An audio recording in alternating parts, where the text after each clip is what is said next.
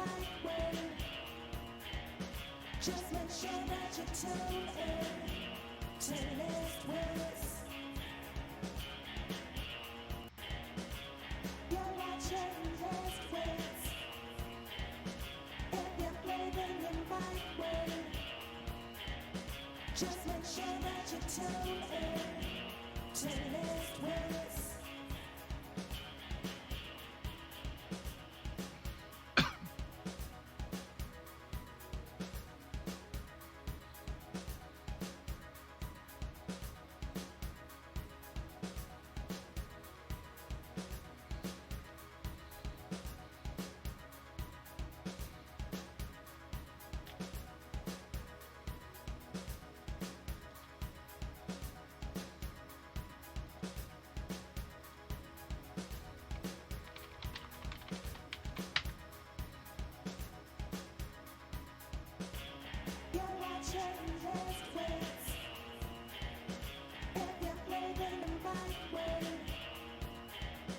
Just make sure that you tune in to List Wits. You're watching List Wits. If you're playing the right way, just make sure that you tune in to List Wits.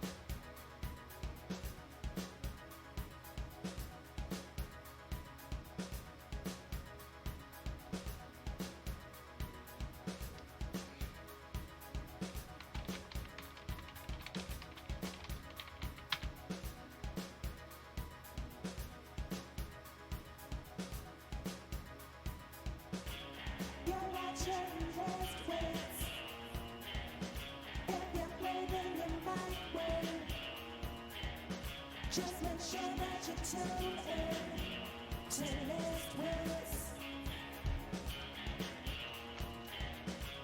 You're watching List Wits.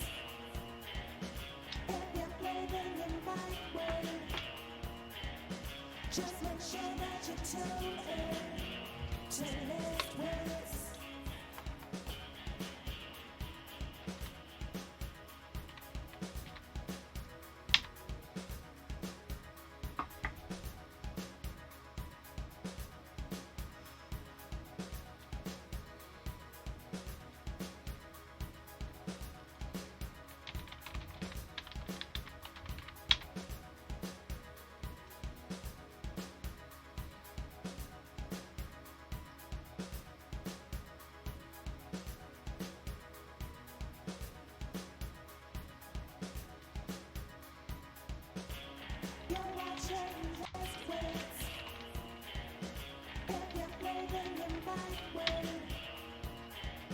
Just make sure that you tune in to List Wits.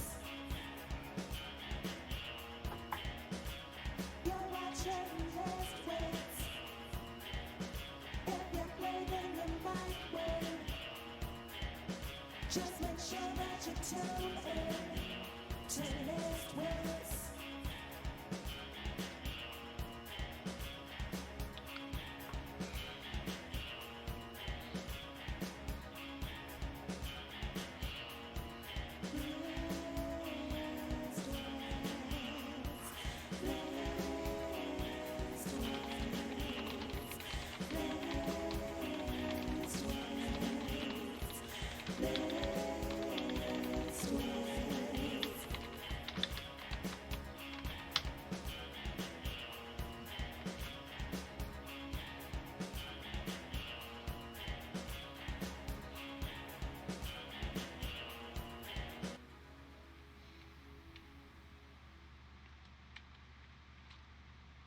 on good evening, ladies and gentlemen. Yeah, it's a little early, but I had to figure I'd bring out the Halloween voice just a smidge. How's everybody doing tonight? What's the good words? You guys doing all right out there? Everybody doing okay? Is it a good Tuesday? Let's just say I'm not so sure about that, but why did you do that? Let's go fix that. It always does that on occasion. Always does that on occasion where it just basically erases one of my blocks. Why does it always forget to brace? Why is it always like erase one of my blocks? How you doing tonight, Spocky? What's good? What's the happenings? What kind of mischief you up to? Fatiguewood? Why are you in Fatiguewood?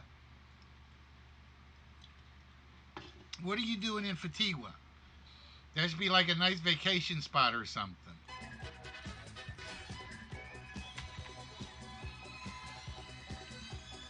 Should be sitting back on the beach, sipping Mai Tais, and just saying, look at the bikinis, and the surfs, and the sharks, and the Sharknado, and the Sharknado, and the speed buggies.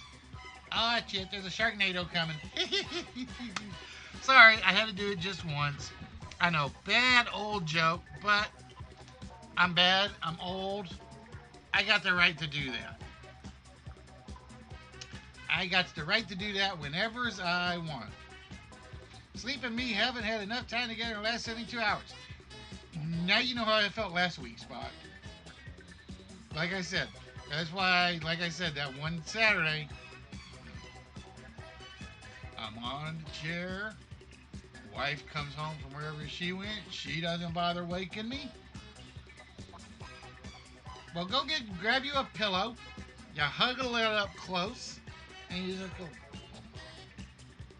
And you don't worry about the streams or what anybody's doing. You just go get you some shut-eye. Go get you some shut-eye. Alright, so where was I? Oh, yes. I was pausing that to try to kill some CPU usage. I sleep that way on the what, with a pillow and like your arms like wrapped up like you're a teddy bear or something?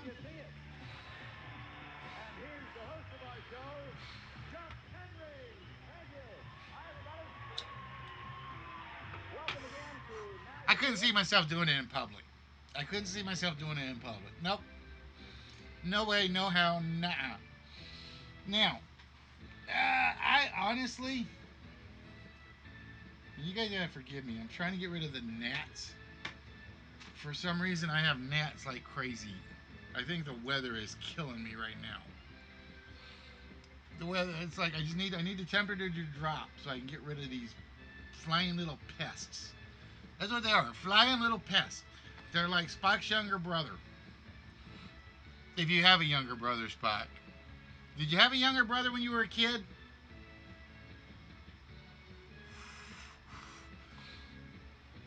Anyway, so what I decided today was I'm going to change things up a little bit.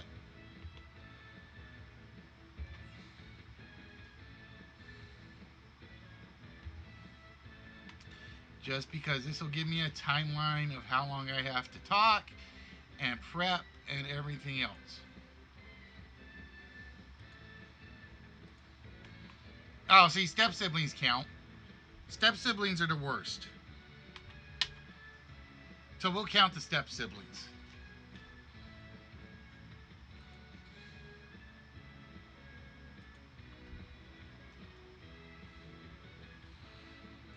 Anyway, like I said, guys, it's been quiet for me. Steps of, see, that's even worse. I had a half brother and a half sister, and they knew how to make your life miserable till they got really older and they realized I shouldn't have been as miserable as I should have to the kid.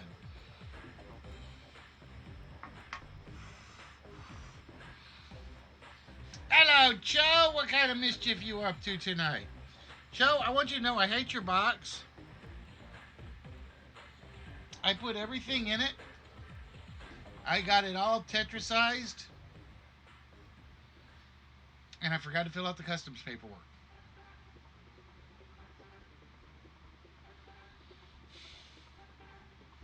So I got to take it all out and do it again. I got to take it all out and do it all over again.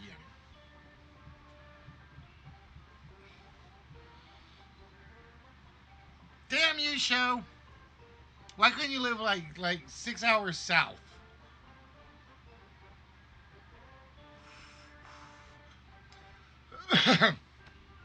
Or at least near the Buffalo border, so I could just send it to Buffalo and you could go pick it up. That would make my life. That's what all Canadians have to do. You guys all have to move to like within 1 hour north of the border. So I only have to ship to the border towns. And nope, can't do that. And then you guys could like drive the other hour to go pick the stuff up. That's what I think it should be. I say every Canadian should not live no more than 1 hour, 60 miles, or in Canadian terms, 60 kilometers away from the border. That's what I think. But you guys won't do it. I know you guys won't do it. You're like, yeah, but we can't find no mooses that close. How are we supposed to go and get mooses if we're like only an hour north of the border? And it's like, have you heard of Amazon? They'll ship you a moose. Even by drone. Who knows?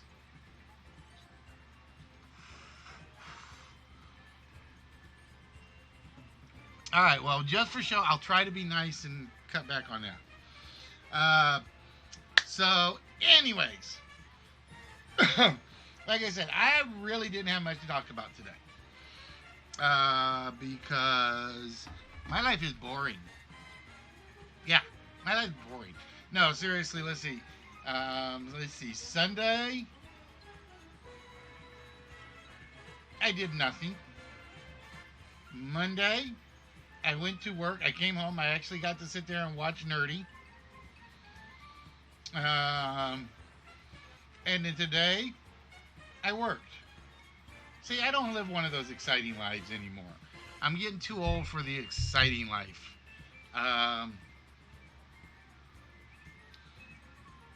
It was when I was y'all's age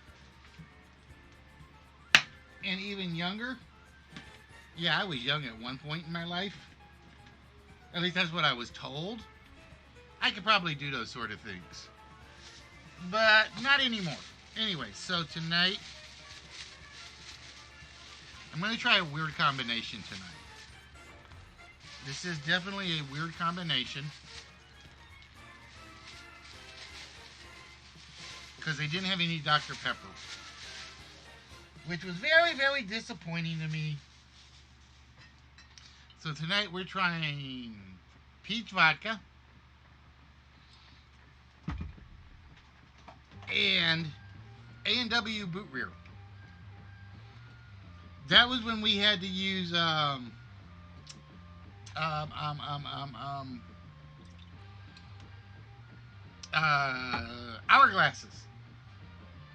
That was our only timepieces were hourglasses show. So we hired people to like keep an eye on them and flip them when they got used up. All right, guys. So I'm trying something very, very weird tonight. Like I said, this is peach vodka in A&W root beer.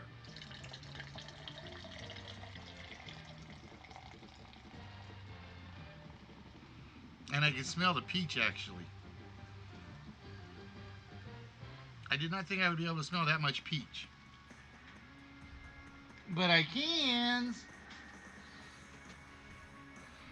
Alright, so.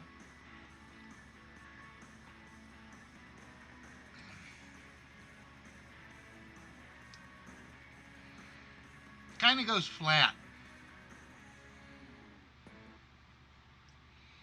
it kind of goes flat really quick. I think the peachy and the vodka kind of like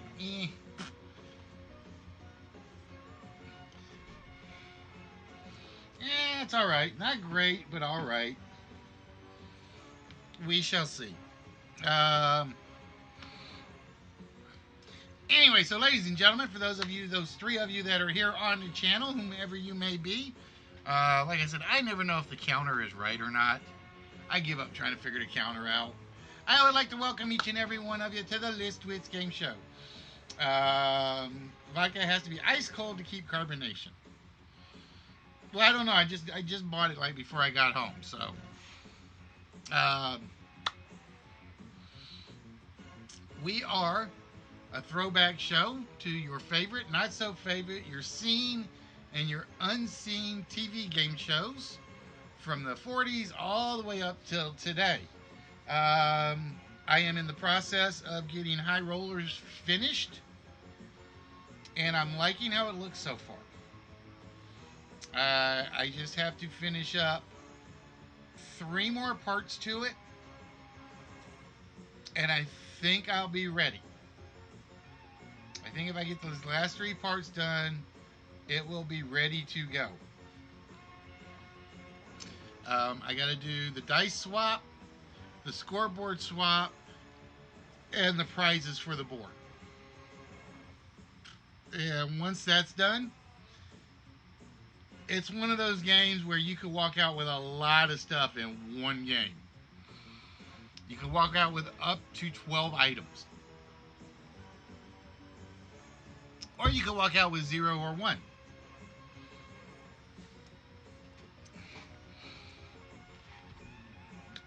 And then I think I'm going to change I'm going to work on concentration, and I think I'm going to set concentration back to the TV version, where it's the matching. The trick is I got to figure out how many prizes, how many will be whammies, and how many will be like gives and takes.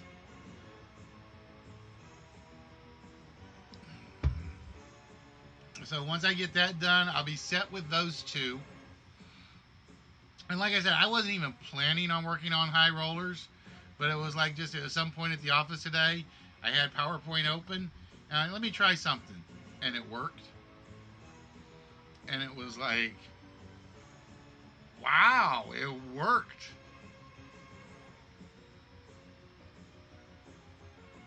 So I'll show you guys the basic layout for that one here shortly.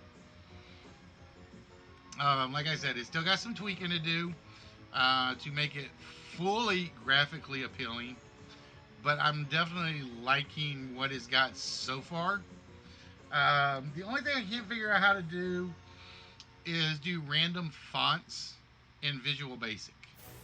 I mean, there's a way where if I make a list of fonts and I can like pull one of those, but it's like that would be a pain to do. I was kind of hoping it'd be like I could just do numbers. Like font X is this, font Y is this.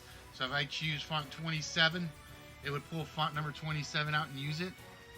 It doesn't work like that. They do that for animations, but they don't do that for fonts. So I was very, very, very disappointed. Because right now, all my number boards will look the same. Whereas on the original, you could do it, and it would change, each board would look different, just because they'd use different fonts for the numbers. If I could figure that part out, and I could do that in VBA and do it neatly, I'm almost set. I'm almost set. Because all I got left to do is pull questions, pull prizes, or put prizes on the board, and then have everything swap when you go from A to B to C for like the dice, the scoreboard, and the main board.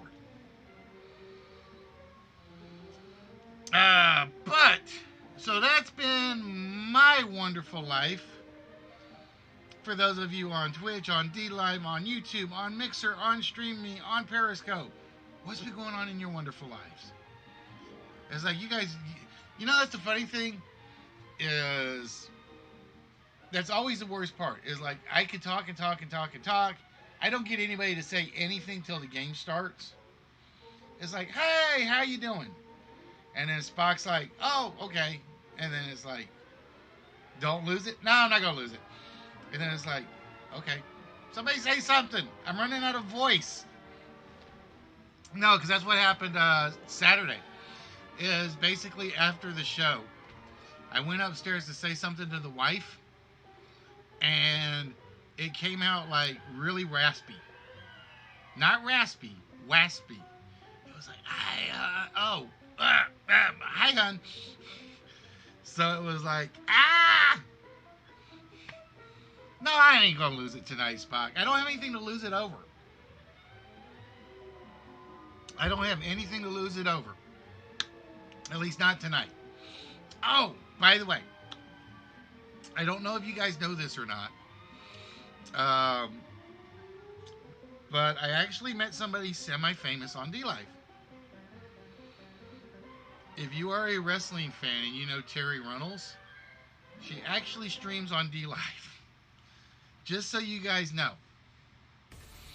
Working away, trying to get this company I'm with approval to discharge the treated wastewater. They're great. Well, see, that's when you say, all right, here's another 5,000 Canadian dollar fine. I'll take it in 50-cent pieces.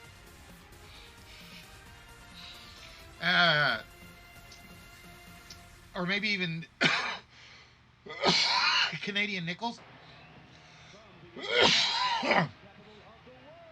That's right, you're now a government bureaucrat, aren't you, Show? So he's got to do everything in triplicate, get it signed, get it initialed, then get the initial signed, and then get the signature initial. And how much of that 3K do you get? Actually, Spock, you weren't. It was actually Stevie Wonder.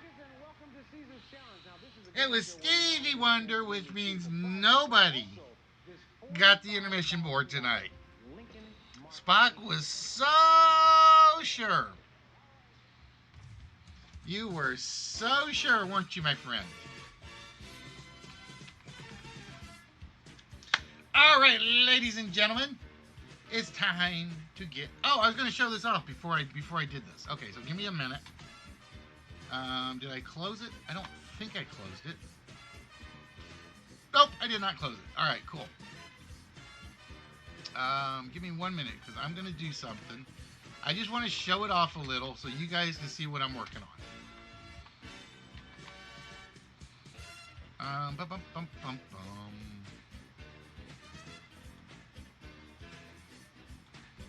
Just so you can see what it's starting to look like.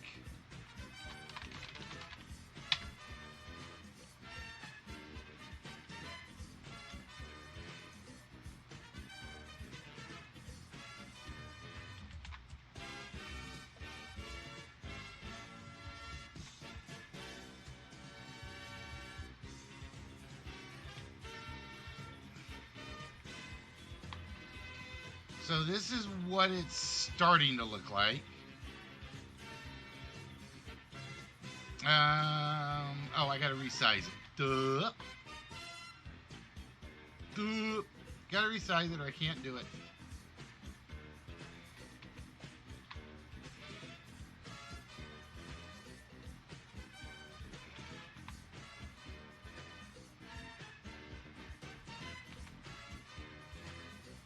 Close enough for government work at the moment. And basically what it'll be is I'll load the board, fill the board with the questions, obviously. And then it'll load the numbers. And then that's the scoreboard over on the left where the prizes will go if you clear a column. And then between columns, the scoreboard will disappear. And the dice will appear. And I got to get the dice over there. So give me a minute. I'm going to do pretty much all of this. Just so you guys can see.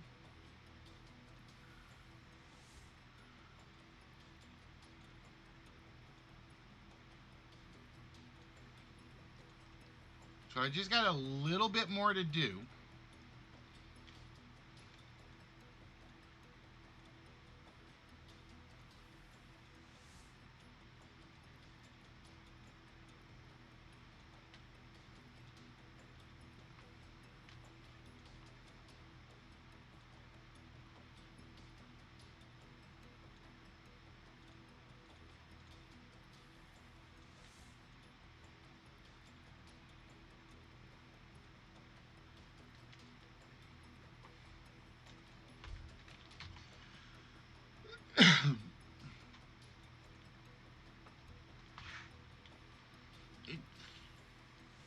Let me put it this way, show.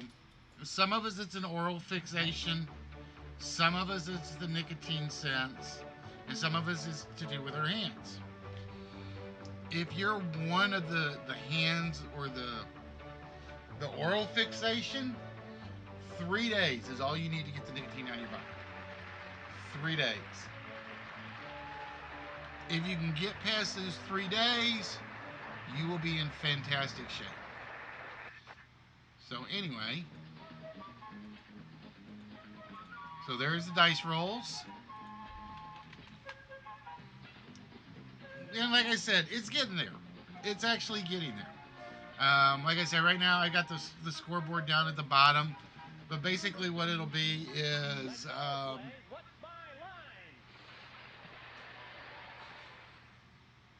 once a column's claimed, a scoreboard will pop up. And then once that's done and you hit the roll the dice thing, the scoreboard will disappear. And like I said, it's looking good. I think it's looking good. I don't know what you guys think.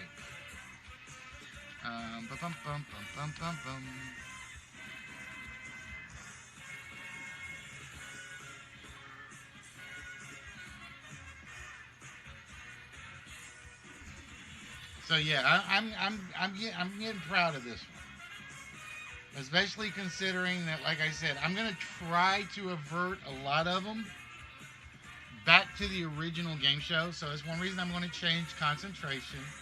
It's going to go back to a matching game. Concentration will go back to a matching game, not a trivia game. Although I'm going to keep trivia concentration.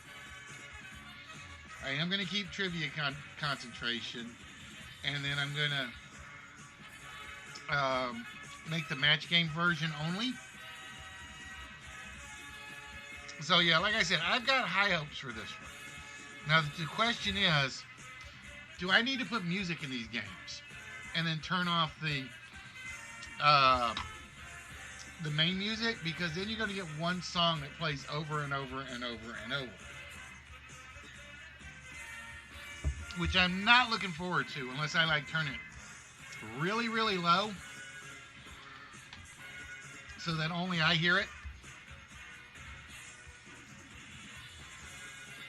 So that's something I got to figure out. That's something I got to figure out. All right, ladies and gentlemen. With that, we are back for what most everybody shows up for around here. And that is called the list. And the list is very simple. Think Family Feud without the points. We take an object, a word, a theme, a topic. We pick 10 items to put behind it. If those 10 items are on the board, you could possibly uncover a free shot at the vault right down there in the corner. You could get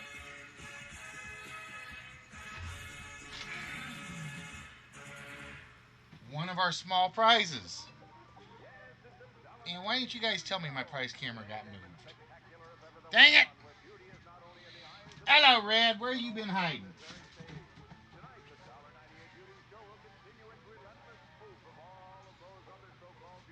Joke for early for everybody but me. Thanks, Red. What was I going to put in the price pot? I was going to put something specific in here. And I don't remember what.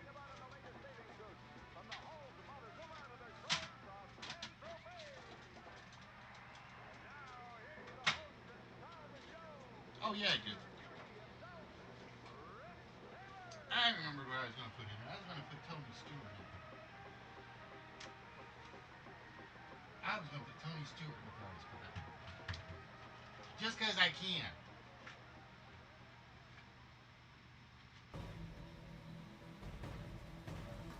There we go.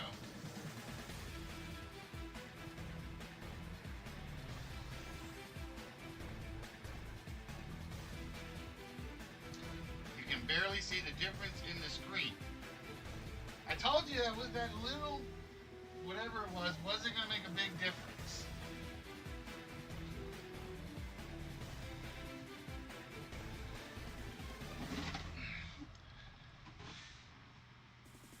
Did you catch what I typed happened on ship in Nerdy Stream?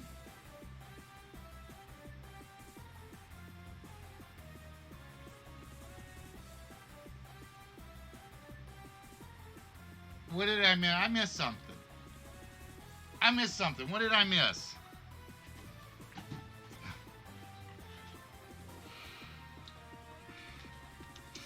All right. Anyways, ladies and gentlemen, tonight's first list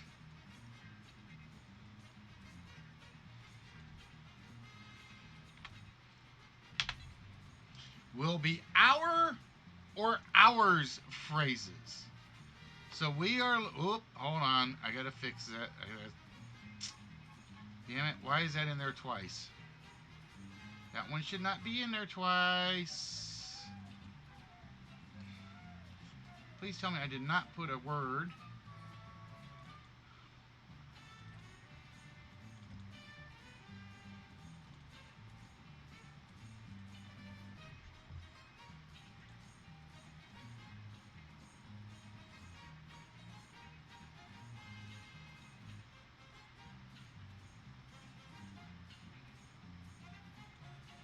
Wow, why did it pick one twice? It shouldn't have.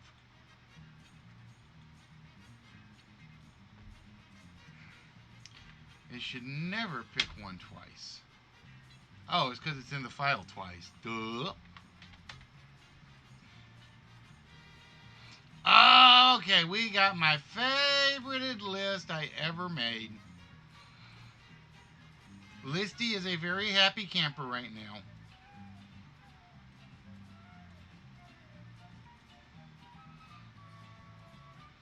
Listy is a very happy camper because, ladies and gentlemen, I put this list together not too long ago, and I so wanted it to show up.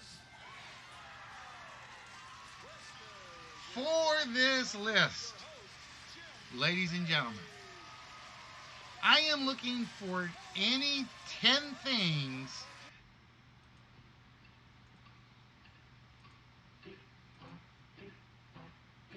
from Blazing Saddles. And I will tell you right now, there ended up being about 55 that I came up with. And now, here is America's #1 clock watcher, the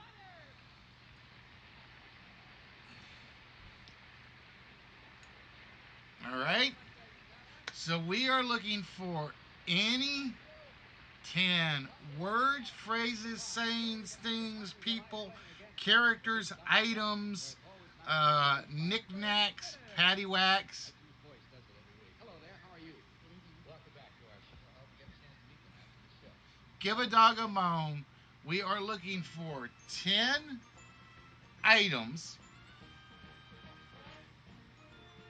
from Blazing Saddles. One of the all-time great movies that will never, ever, ever, ever be made again today, unfortunately. So with that, ladies and gentlemen, the list starts now.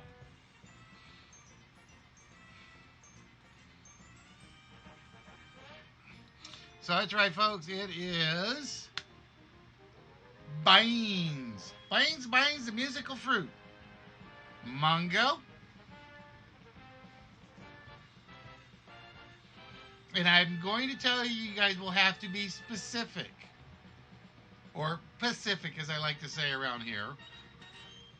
Because there is honestly no reason for me to take alternates. There is no reason.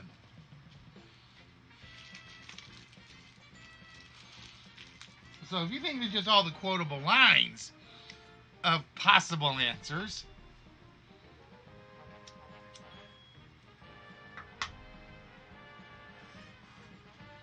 now I will say, hello Trans, how we doing?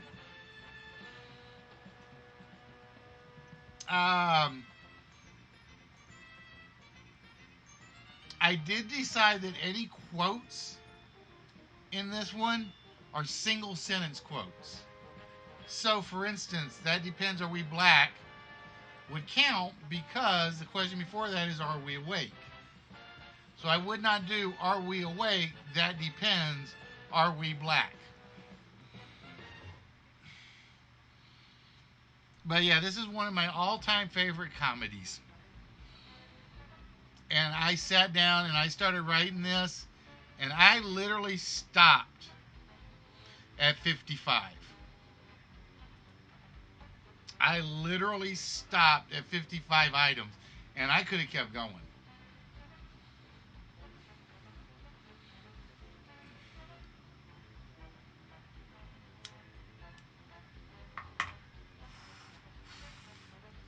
Believe that or not, but Swing Low, Sweet Chariot's in the file somewhere.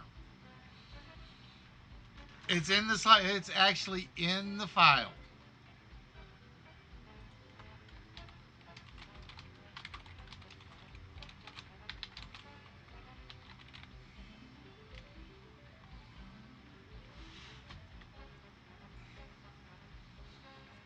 But ladies and gentlemen, boys and girls, you're so good, and they are so dumb.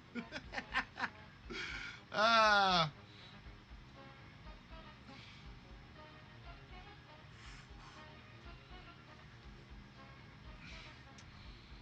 but yeah, I literally had to stop at 55 items because I started doing quotes. And it's like, I so wanted to put some of them back in there.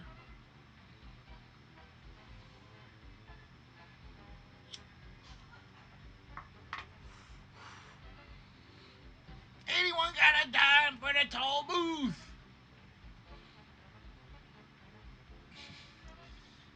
Like I said, they will never, not even Mel Brooks could get away with making another movie like this. It will never happen again.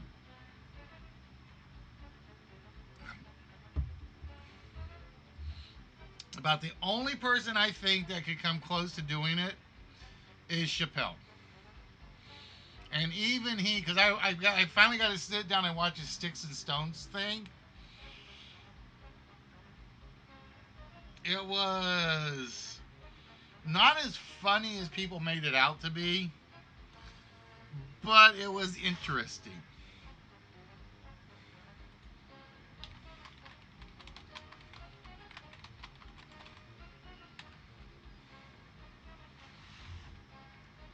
Yeah, see, I don't even think. I'm trying to think if there's anybody, and I mean anybody, that could get away with making a Mel Brooks movie like that again.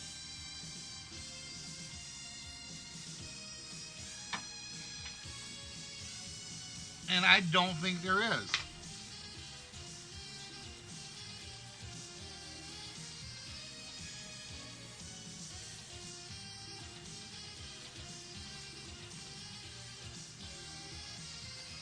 One of the greatest movies of all time, and again, just remember, this is anything. Ignore the word phrases. This can be anything. Um,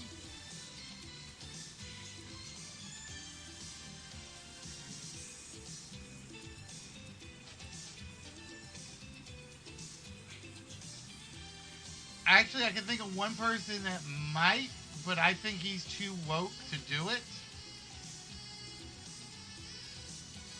And that's Baron Cohen Smith. I think he could do it. Or Sacha Baron Cohen. But even he, I would say even he couldn't do it or wouldn't do it. I'm trying to think of anybody that would be brave enough to do it.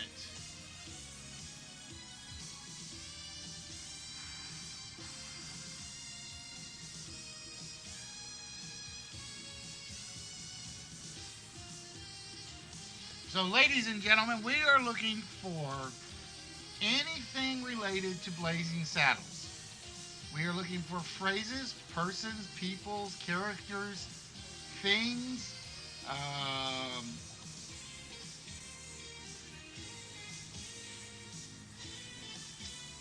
basically anything related to Blazing Saddles. Your prem. Okay, I'll let that one slide. There we go. The first one comes off. The Waco Kid. Even with the misspelling, I'll give it to you, Trance. Even with the misspelling, I'll give you the Waco Kid.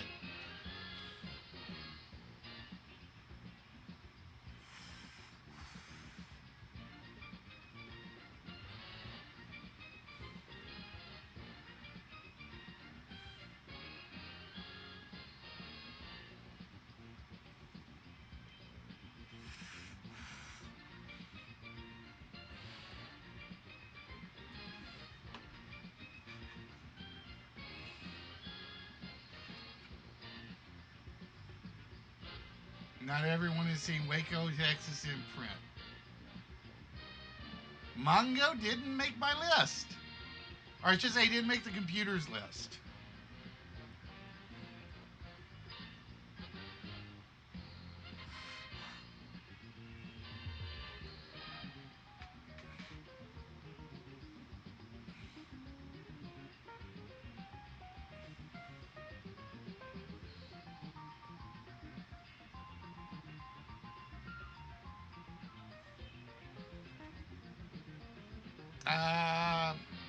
Now, I will say I did not include that word anywhere in there. I will say that that word is not anywhere in the list.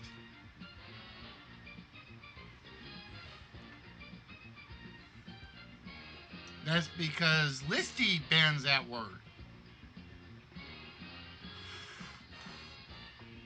By every bot that I have.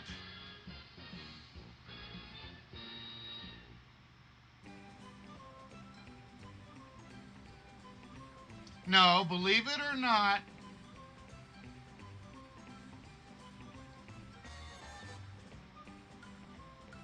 and yes, they use it a lot. I want to say that word only shows up 4 times.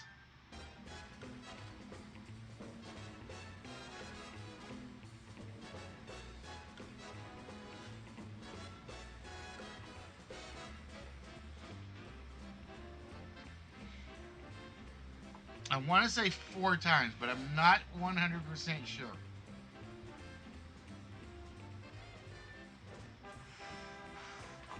But it got used in such a way that it was intentionally. Well, are you counting every time he's on the roof and he doesn't say it?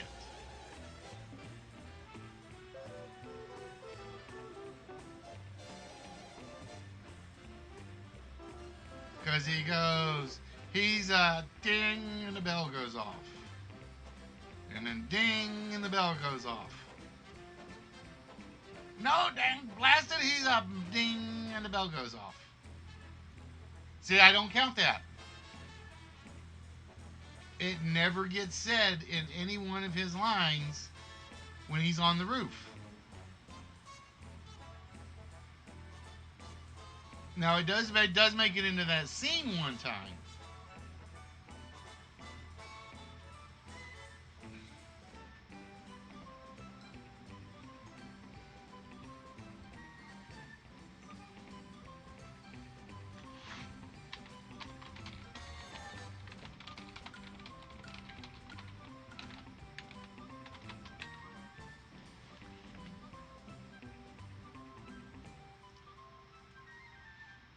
I also count the shit where the sheriff says halt.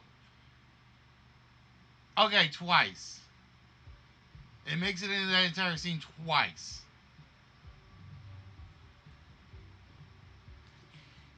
John Hillerman says it once, and then Bart says it once.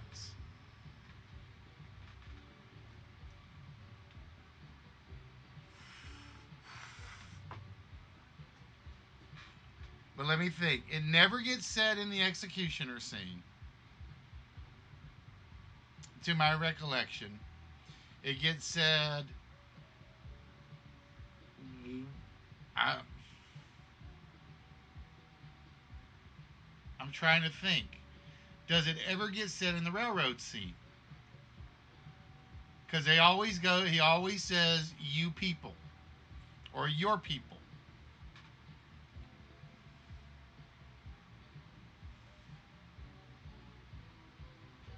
Well, I'm trying to remember. Okay, I know Black Bart says it once. John Hillerman's character says it once. The governor says it half of the time when he's got his arm around Bart and he's walking into the wall, and he goes, "You realize he's a nit," and he stops.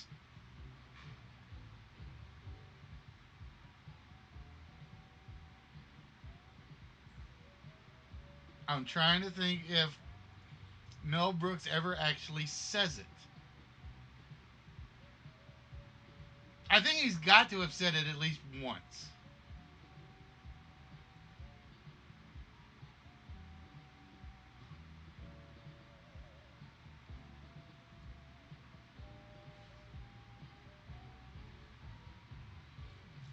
All right, it's not said in the first railroad scene.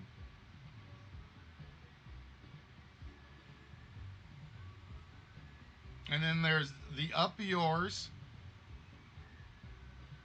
So that we come up with 4. Let's see if I counted right. All right, 1 in the second railroad scene. Up yours. Nobody move where he gets it. The extending the laurel. I still can't remember Mel Brooks actually saying it. I cannot remember Mel Brooks actually saying it.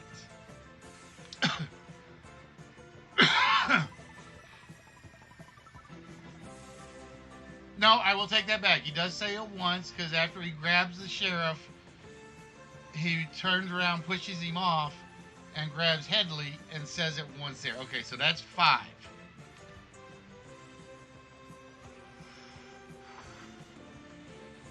Mongo says it once before giving the sheriff a hug in my copy.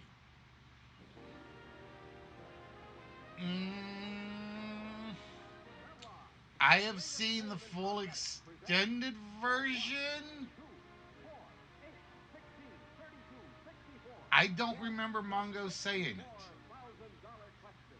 I don't remember Mongo saying it.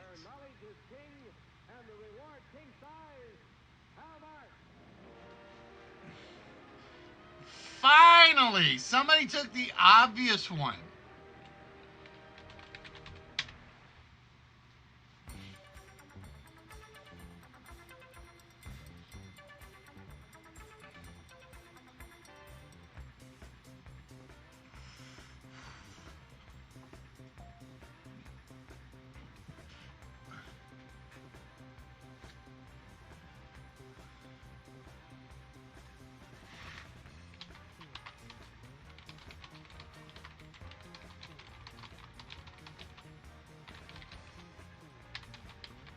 Somehow I left that quote out of my list. How did I leave that quote out of my list? Now you do, or now go do that voodoo that you do so well.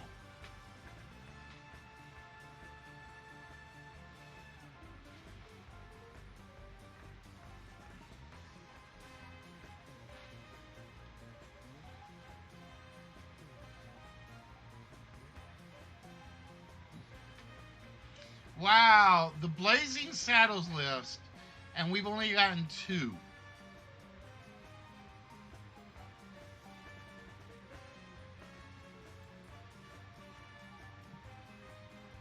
We've got the Blazing Saddles list, and we have only named 2 items out of the movie.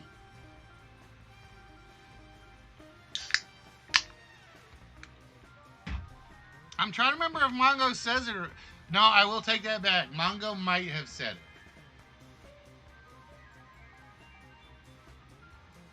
I will take that back. Mongo might have said it. Now that I think back, it's right after the sheriff throws the water on him, I think.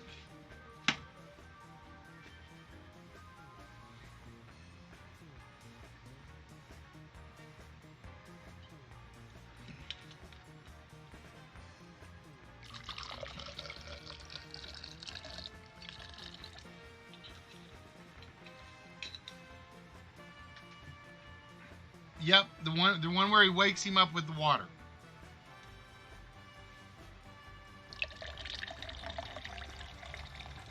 Now, you know the funny thing is, and I read this about the movie, it took everybody.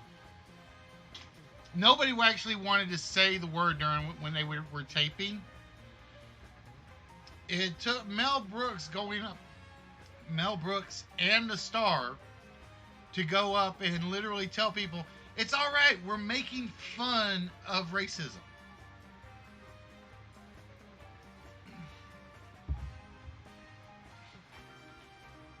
And it's like, say it like you don't mean it.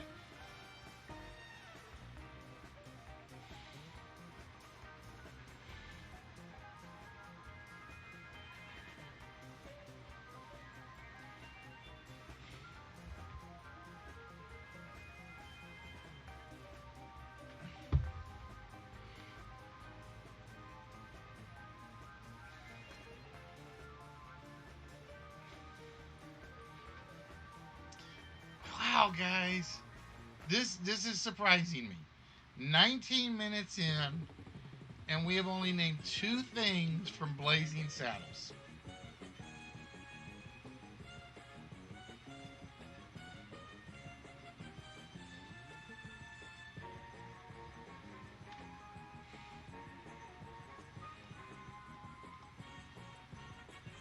It's almost like I don't want to take any of these. I don't want to remove them from the list, but I have to. Because once we get them, it has to come out.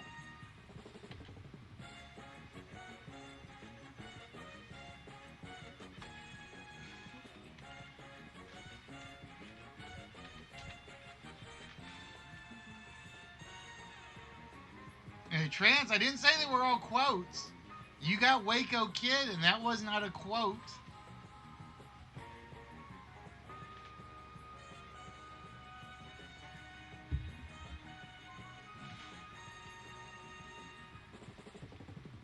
Oh no, none of these are obscure. I'm looking at it right now. I will tell you right now, there is one on the 10 the computer chose that you could call obscure.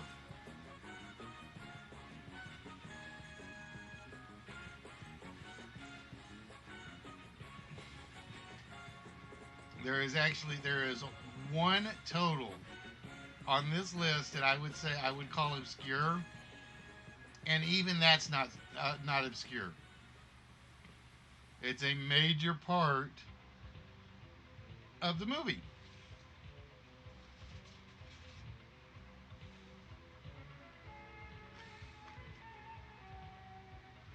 You know what it is? I think it's the word phrases. What was his name in the movie?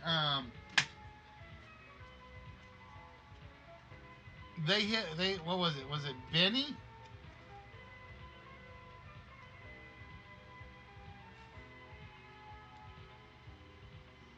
There we go. And I will say, I didn't even think this was that obscure, Spock. The food fight.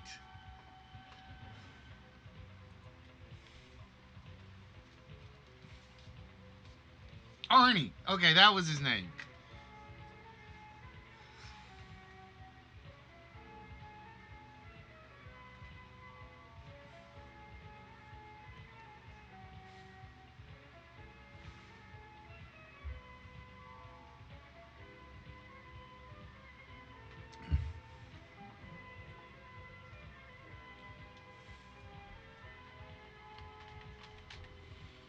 All right, so we've gotten three of them, folks.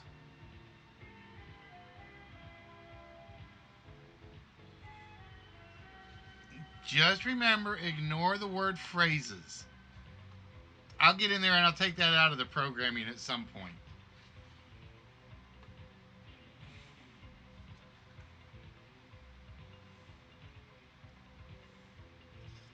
Drive me off this movie set.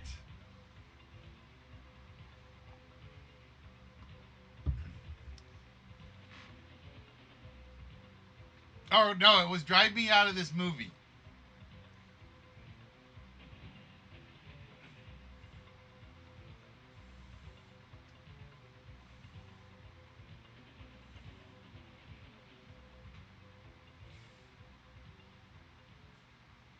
But ladies and gentlemen, while they are struggling to come up with 10 things from Blazing Saddles, I would like to welcome each and every one of you to the List Wits Game Show.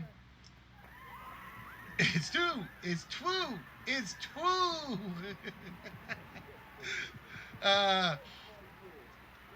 Now, believe it or not, I don't know how much you guys know about the trivia of the movie. That scene had one scene they actually cut. And Mel Brooks said it was too much.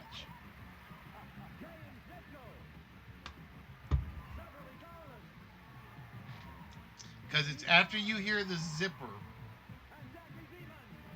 There's supposed to be one more scene in the dark. And Mel looked at it. He's like, that's too much. We don't need it. The goofy silliness came through with the zipper sound.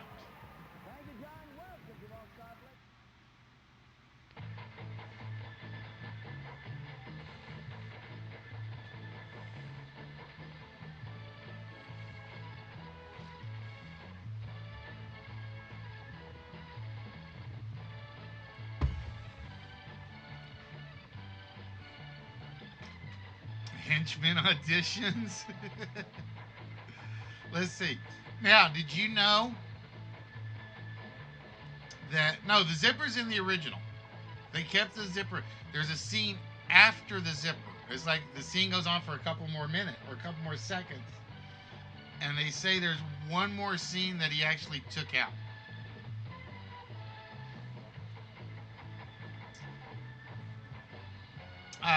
Did you know that Mel Brooks was actually in the audition line for the Henchman? Mel Brooks plays three characters. He plays a pilot in the Henchman line. He plays the Indian, and he plays the governor.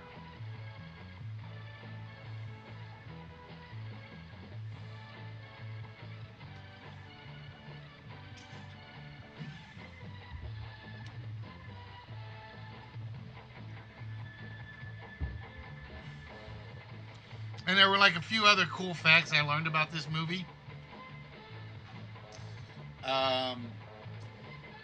For instance, the seal. There's something special about the governor's seal. I can't remember what it actually means, but it's in Hebrew or Yiddish, and it actually has a meaning. And I can't remember what it is right off the top of my head. And let's see, what other facts am I trying to remember about this film?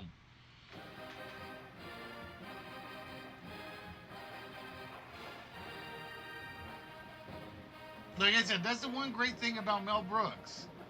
It was, he didn't care who he made fun of. You knew he was going to make fun of you. And if he didn't make fun of you, you did something wrong.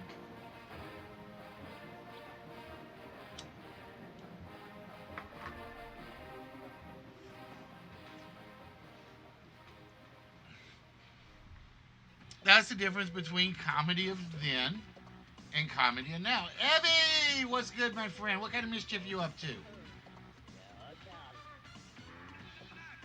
Um, so did you ever get your package, Heavy?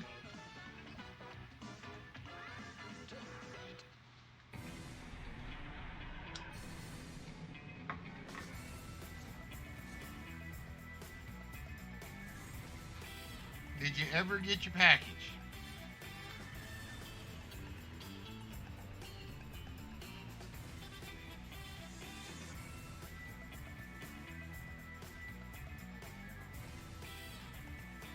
Yep, the welcome banner that rolled up when the N word was said was like it was taking itself out of the picture. Toll Booth, Rock Ridge, good ones, but not on this list. Um, we were just talking about how you can't make a movie like Blazing Saddles anymore. You can't make a movie like Blazing Saddles, Spaceballs, um, History of the World, because somebody's going to get their feelings hurt. And it's like, that's the point of comedy. Is, yeah, you got made fun of for 15 seconds, and then he moved on to somebody else. Nobody gets it. I think the last comedian to honestly get it is Seinfeld. And I'm never a Seinfeld fan. I didn't find his delivery funny at all.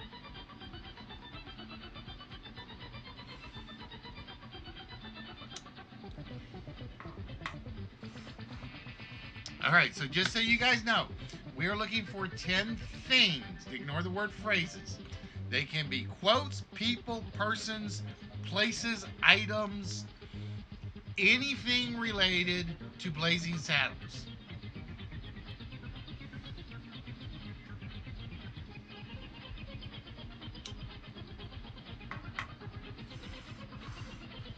I tried to figure out if Wagon Circle of One would actually work for the list, and I passed on it just because I didn't know how to phrase it.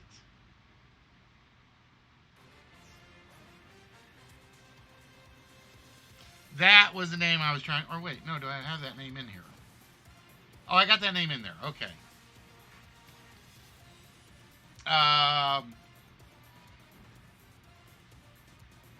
But yeah, all right, Heavy, you can help us out. We're trying to figure out how many times did the producers, Mel Brooks, get away with using the N-word in the film?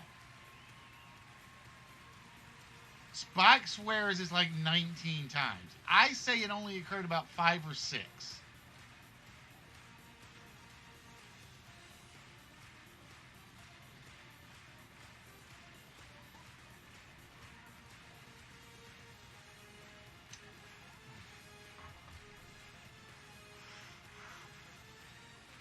Like I said, I still say it only occurred like 5 or 6. Because once a character used it, other than Slim Pickens, who I think might have used it twice, nobody used it 2 times.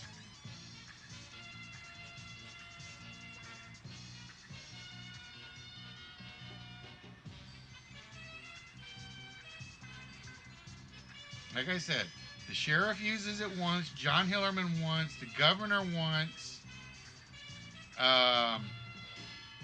Taggart once. No. We do not count the bleeps because that's not a completed word. We're saying specifically the word has to be in there. Wait, who did I say you did it twice? Oh, I said not Slim Pickens, the sheriff. The sheriff uses it twice. The governor, we agree, uses it once. I had to think about it, but I'm going to say yes. There's one scene, because there's 2 railroad scenes. So we'll say once there. Hillerman uses it once.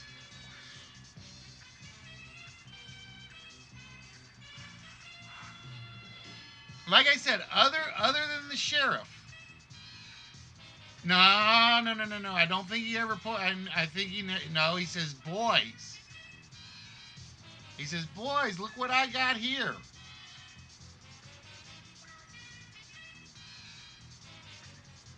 Okay, the old lady does twice. The old because we agreed the old lady did it once with the up yours, and then she says the apology one.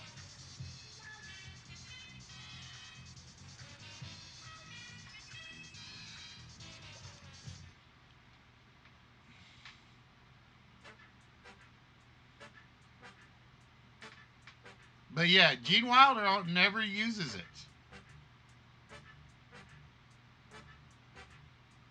He goes, boys, look what I got here. And then the sheriff goes, where's all the white women at?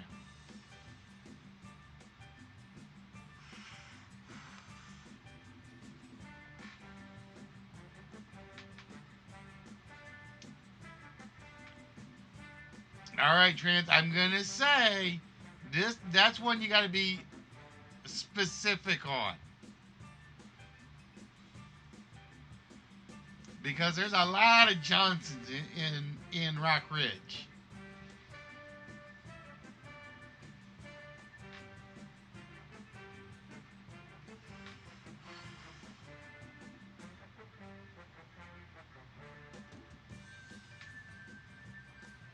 Which was a joke in itself I don't think anybody caught. I mean, everybody knew it was like Johnson.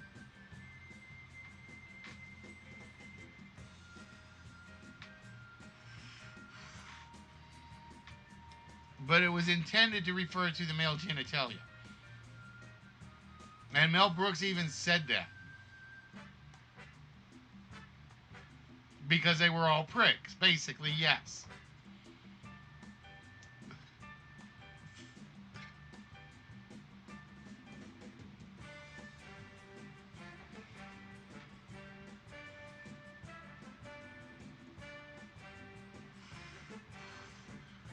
But everybody thought it was a setup for the Howard Johnson's joke.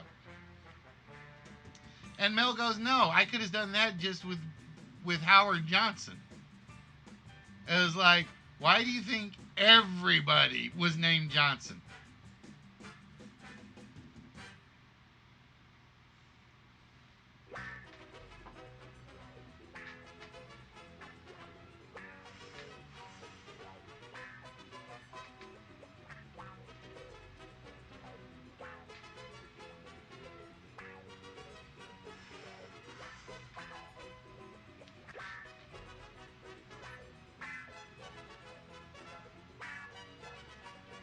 Wow, we've only gotten 3 so far. Come on. Mongo Love Board.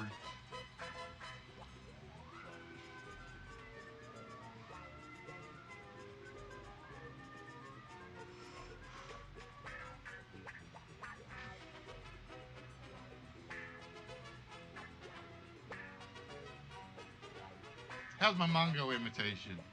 Mongo love bars. Mongo love candy ground. Mongo punch horse.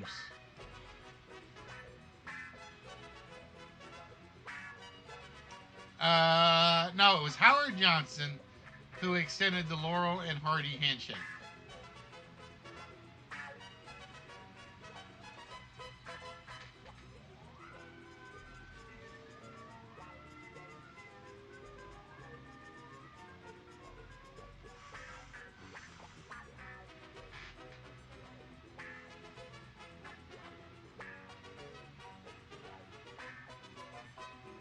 I will say there are 2 more Johnsons you guys haven't named that are obvious.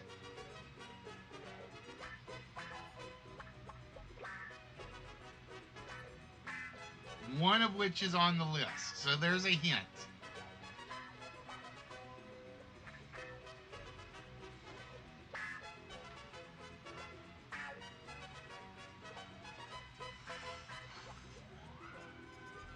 So there is one Johnson on there. I'll give you that much.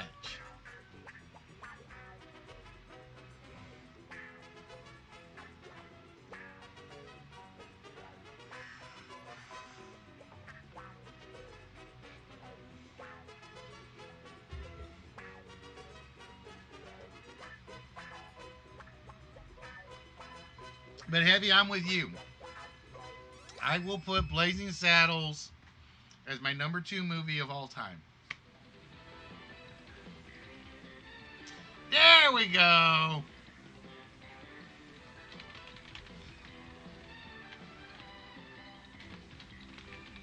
Ah.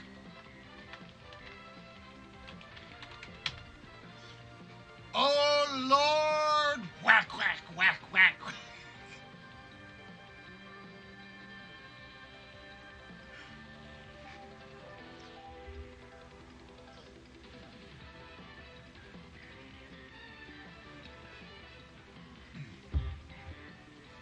Right when he goes to shoot the dynamite.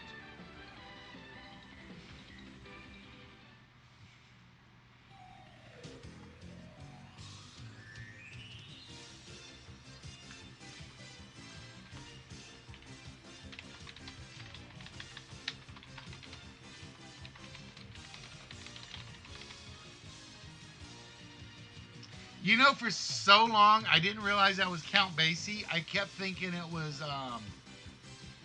Louis Armstrong for some reason. Because I didn't know the difference between the two at the time. And because it's like, I never remembered Louis Armstrong leading an orchestra. So for so long, I thought that orchestra scene was Louis Armstrong.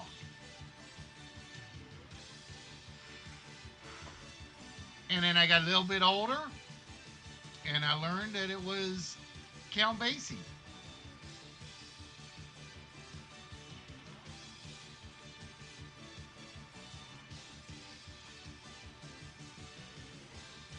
Ay, ay, ay.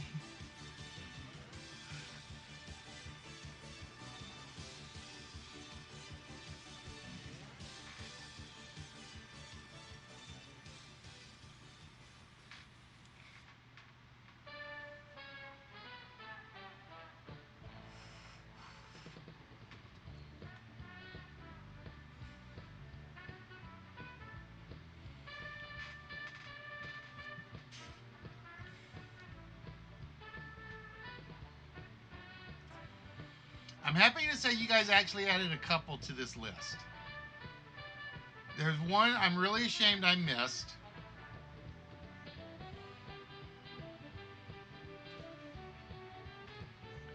Which was throw out your hands, push out your hips. I'm sad I forgot to put that one in the list. Actually, I didn't forget to put that in the list. I just have it labeled different.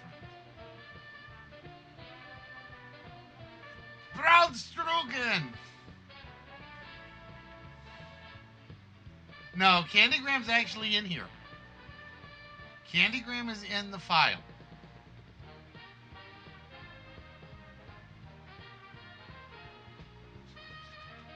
Except it wasn't the French Mystique. It was the name of the song is the French Mistake.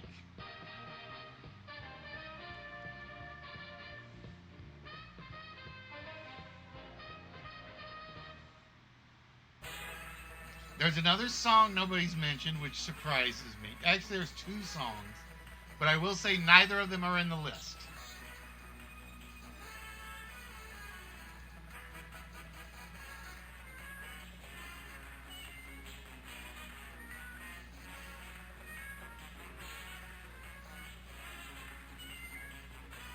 There are 2 songs nobody's mentioned that are definitely in there that nobody's mentioned.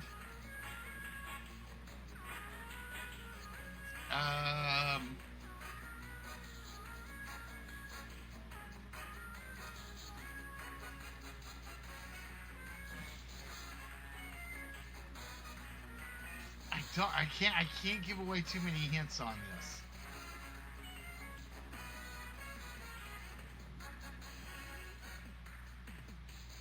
Yep. There's the song the Germans are singing in the street. Then there's another song that I cannot believe is missed. Believe it or not, I have farting in the file. Spock is just not on this, not the 10, among the 10 that was chosen.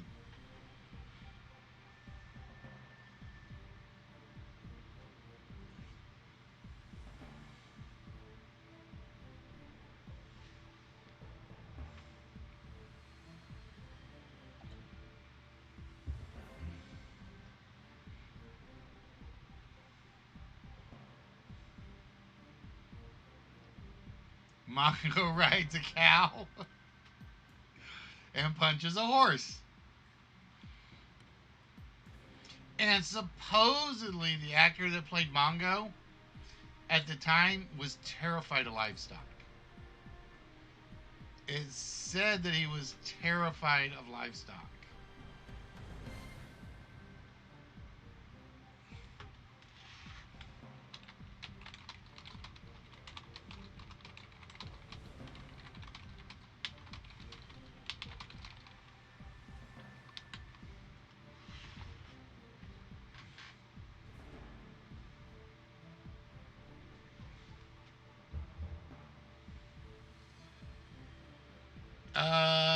No, not true, Spock. Mel saw it and liked it, but he says that the scene actually came about because it happened in real life. It's somewhere on IMDb's trivia page, I think.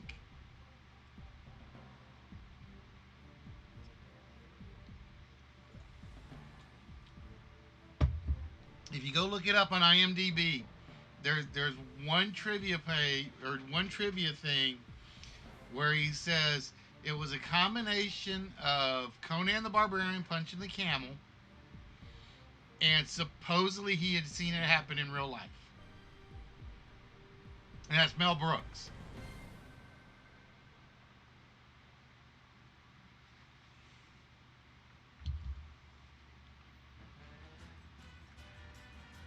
Exactly, Red. I don't think the timeline works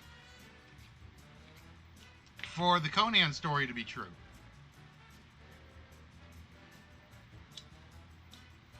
I don't think.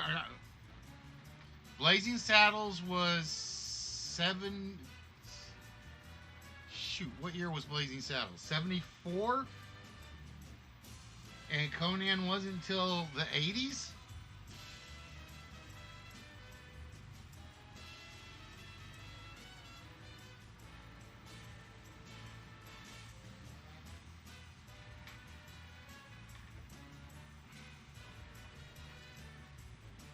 No, there was no book for. All right, 79. Yeah, Blazing Saddles was well before Conan.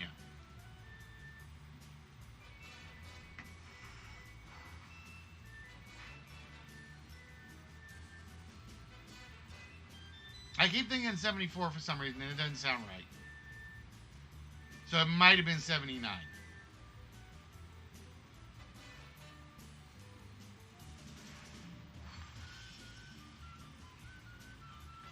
Wow, guys, we only got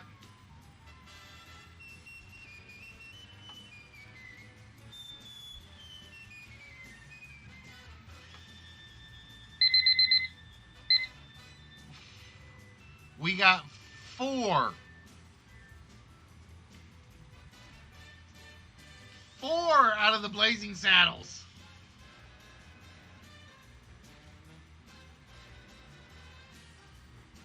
See, I had it right. 74.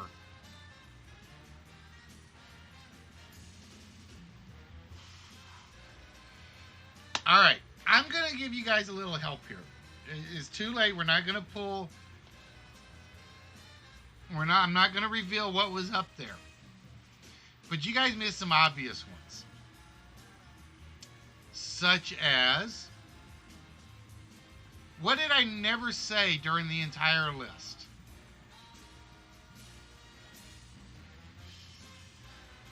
When I mentioned characters, what did I never say? Just so you guys know for when this comes back around.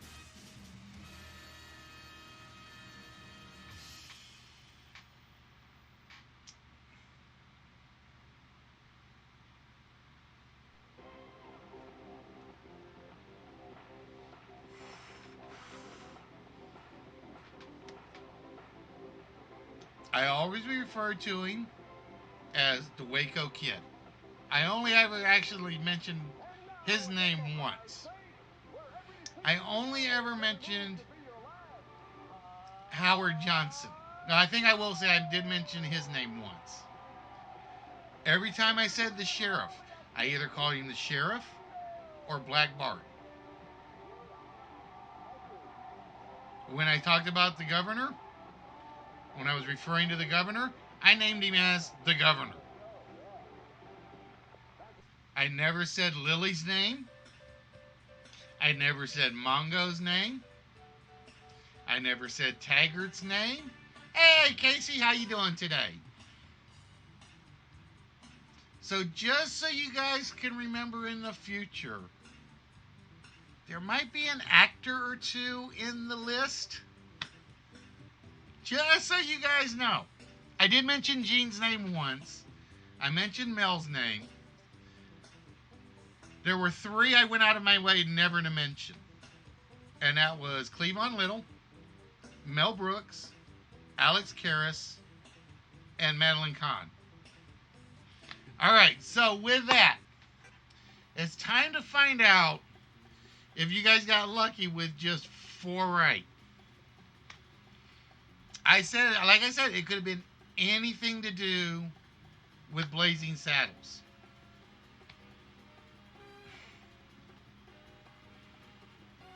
And I never mentioned Dom DeLuise, who was actually in the list.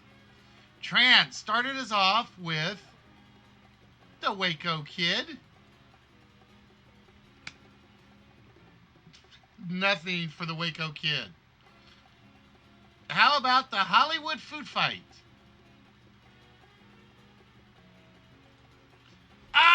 Ladies and gentlemen, we got at least one.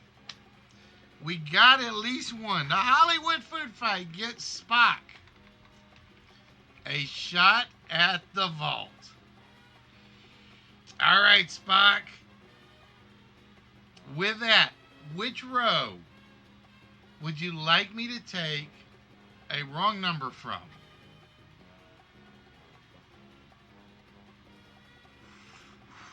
So how you doing tonight, Casey? What is good? Up, and we have lost the 3. All right, Spock, we need a 4-digit number that you think is opening the vault tonight.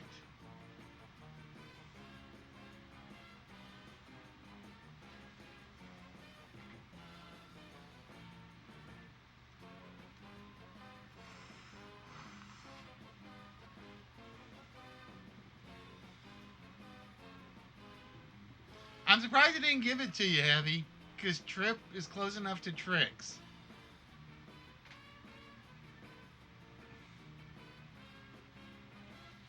All right, Spock says we're going to go 9, 0, 3, 6.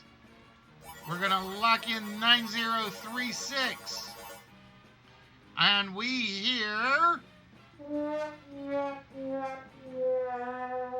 sad trombones yet again. And that means we're down to Walrus, who's about the only person I have not put most of his stuff in a box. Well, let's see. I got yours, Twisted's. I think I put Sari's in a box. Allie's is not in a box yet. I got about 6 that are not in the box yet. All right, Red. Is it? Oh, Lord. Please guide this man's hand. Oh, it is not Reverend Johnson. And I got to take Reverend Johnson out of the file. And how about Red Walrus and badges? We don't need no stinking badges. Oh, not there. So we only got one vault shot out of the list. Hey, Polar, how you doing today? Nothing out of the vault shot. All right, so I don't have the High Rollers game ready. So the question is, who's interested in participating in a main game? If you are interested, please feel free to speak up so I got a count so I can figure out which game to go with. And while you guys are doing that, I am going to run another intermission game real quick.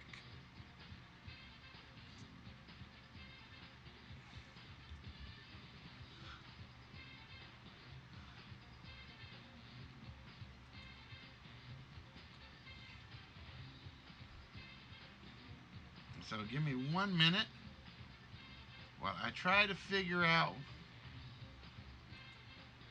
which game to do. So again, if you are interested, please speak up and let me know. It'll help me figure out what to pick.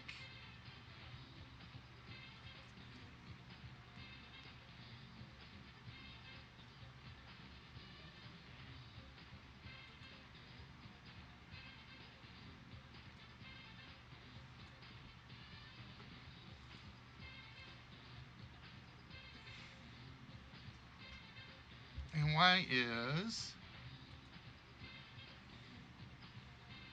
Oh, there it goes. It didn't take. Damn it. I don't know why it didn't take.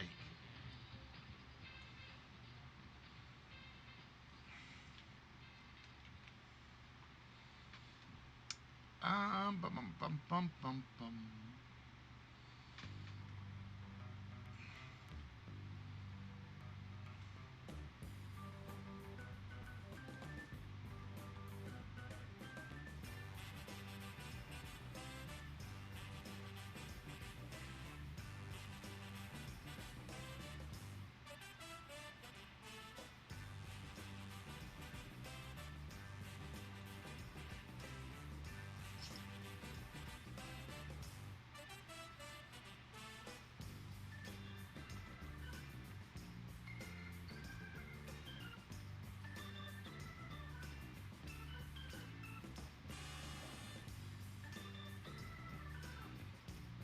Actually, I'm going to hope we get 3 interested people. That's what I'm going to hope for.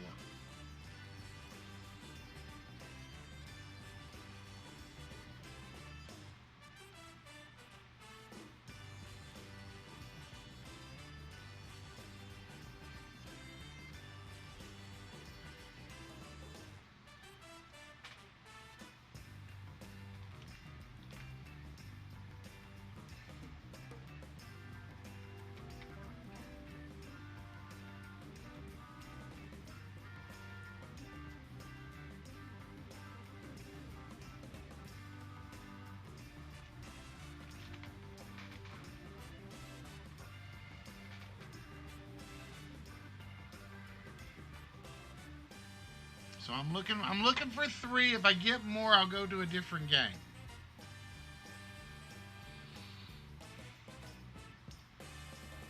I'm looking for 3, but if I get more, I will go to a different game.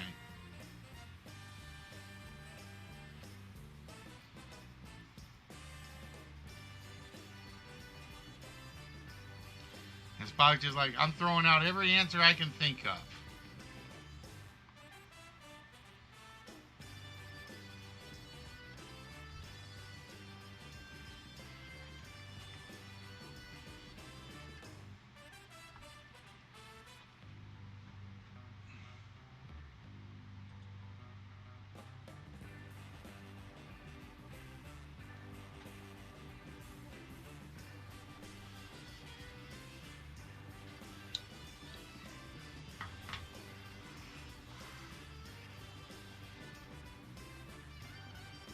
The Doorman of Oz.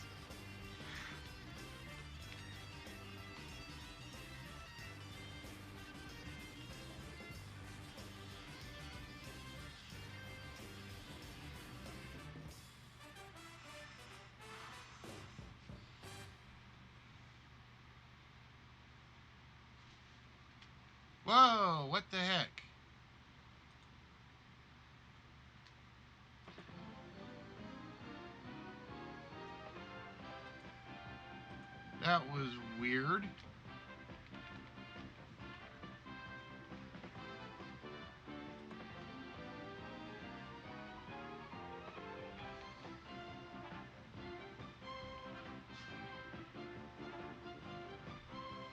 Ladies and gentlemen, the master of the house, Bob Monkhouse.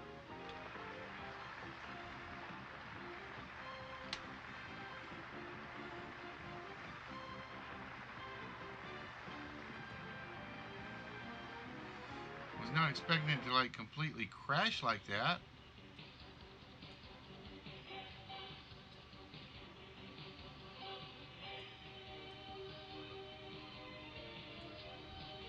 In addition, ladies and gentlemen, do not forget we have our four-letter word right over here on the top of my head. Hi, four-letter word.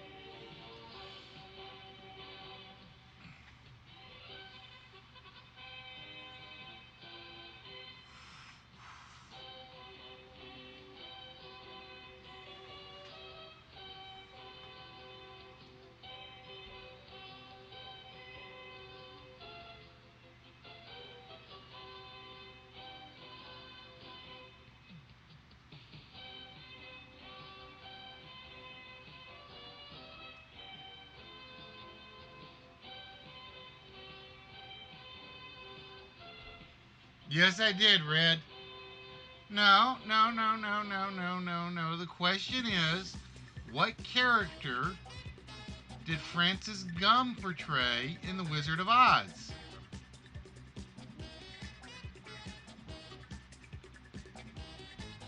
Judy Garland's real name was Dorothy. Or Judy Garland's real name was Francis Gum. Judy Garland played Dorothy.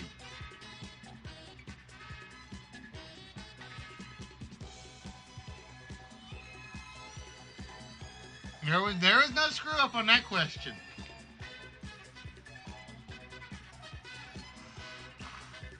I did, Red. I gotta ask. So you made the 5 main ones. What was the thing in the box about the 30 side characters?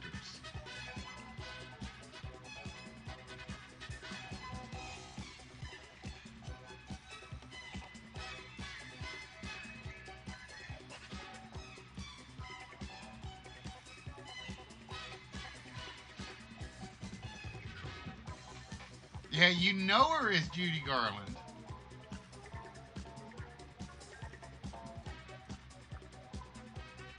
Oh, see, I was trying to figure out if you had if you had 3D printed, because it was like with the 30 side characters, so I couldn't figure out if that was like extra like little mini characters.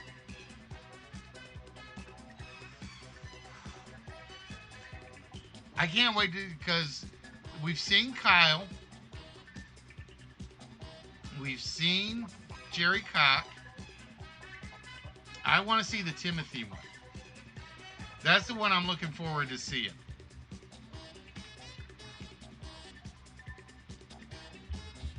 The Timothy one is the one I'm definitely looking forward to seeing. Okay, because I saw that and I'm like, what?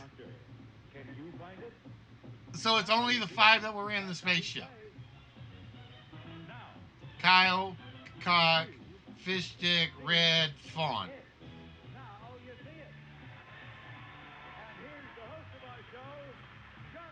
No, but officially he was still in Time Spacers. It was the first or last episode.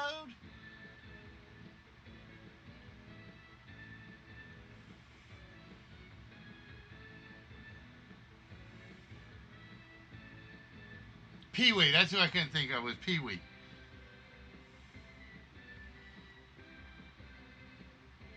Well, Goldie is the Build-A-Figure. I got that.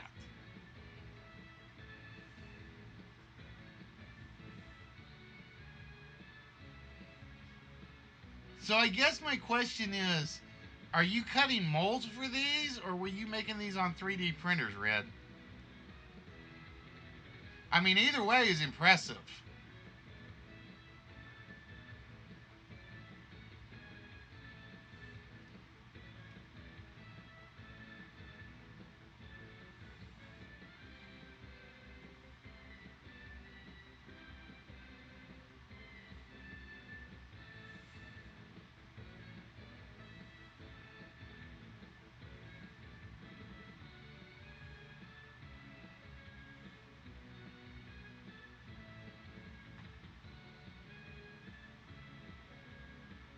because I still want to get a 3D printer.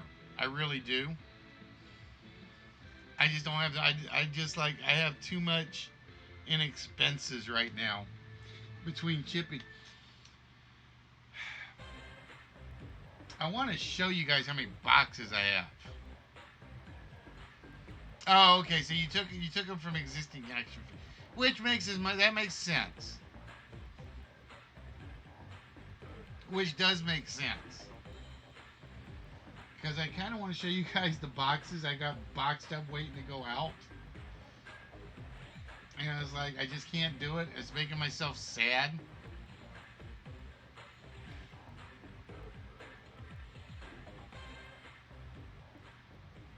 Oh, see, I've already got my lookalikes. There's what, like four people have said there's um, four pops that look like me. It's like I can live with that. The Rick Flag from the Suicides. I'm trying to picture the figure in my head.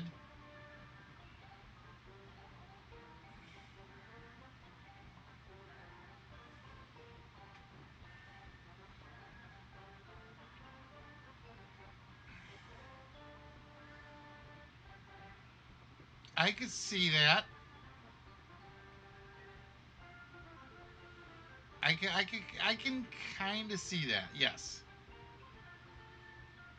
All right. So we are still looking for 3 interested participants, ladies and gentlemen. I'm looking for 3 interested participants because I think we're going to try Wonder Ball tonight. And again, guys, if you participate, you can win what's behind curtain number 1 or what's behind curtain number 2.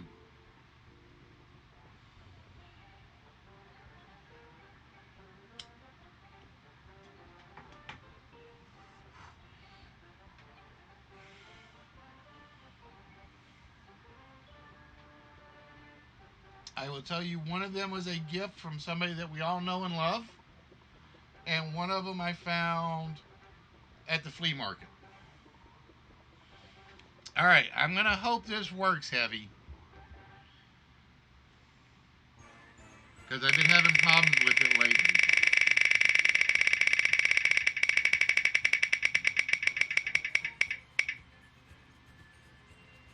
Ah, Heavy gets to play a 1-player game.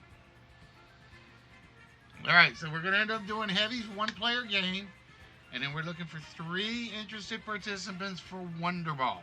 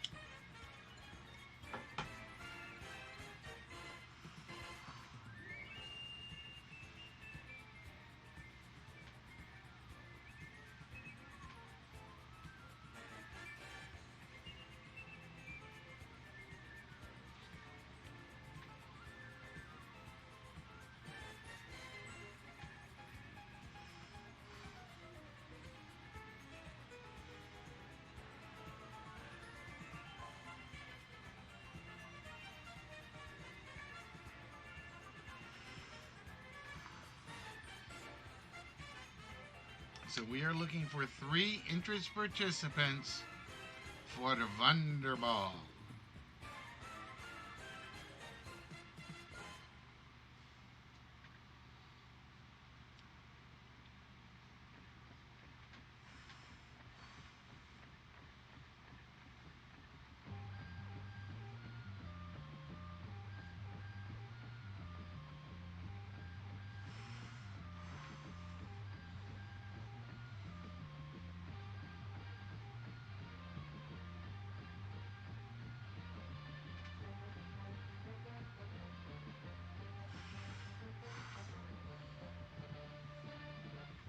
Heavy's just naming every president he can think of.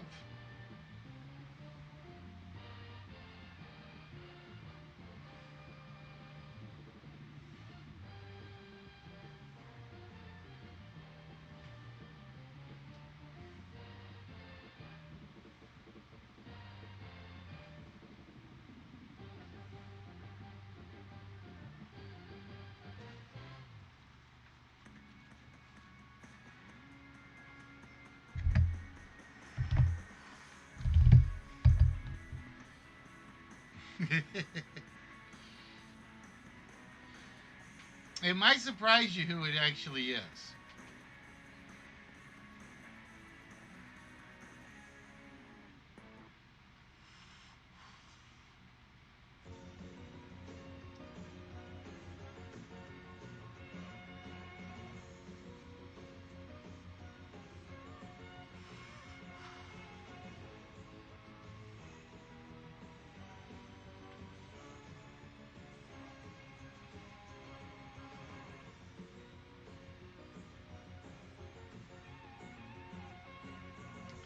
And it goes to Spock, who very early said, coffee.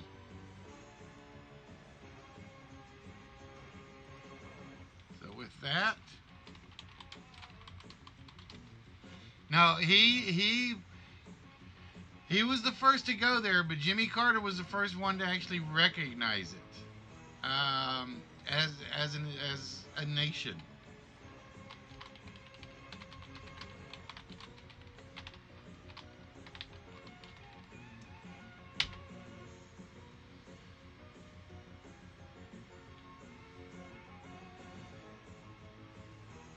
All right, so with that, we turn our attention over to Heavy, who now gets to play a one-player game. The question is, which one-player game will it be? Will it be a Price is Right mini game? Will it be one of the Monopoly games? Will it be a trivia game with the code or 1 versus 100? It will be the money game.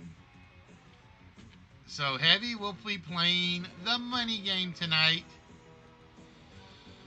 All right, Heavy, congratulations. Oop, and I just hit the wrong button. Hold on 1 second. I have to go get back to it now, and this could take a minute.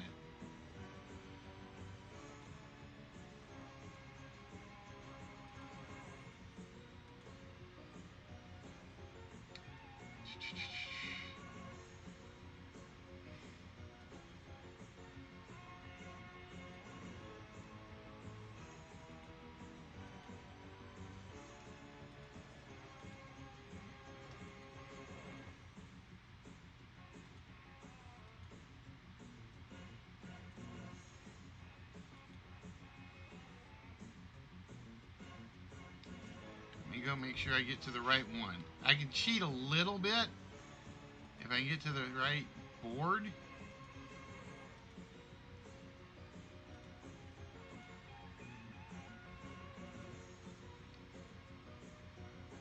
There we go. All right, that gets me to a decent board. Now I got to remember where the money game is. It's 17, I think.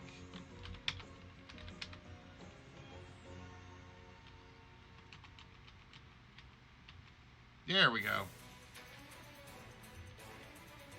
All right, Heavy. To play this game is very simple.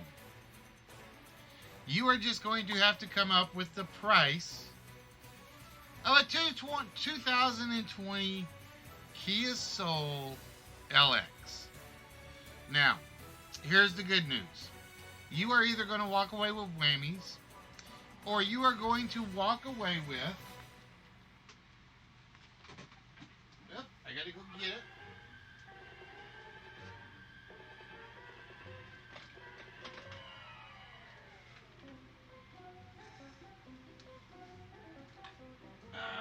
Or you are going to walk away with a 2003 replica Hummer. So you are going to walk... Well, help if I turn the camera back on, wouldn't it? There we go.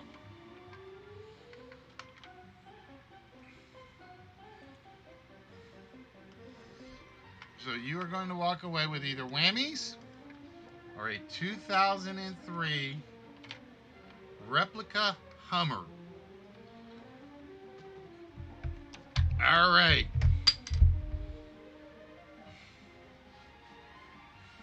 Yeah, cameras are amazing when they're working. I just forgot I had turned it off. So this is how it's going to work, Heavy.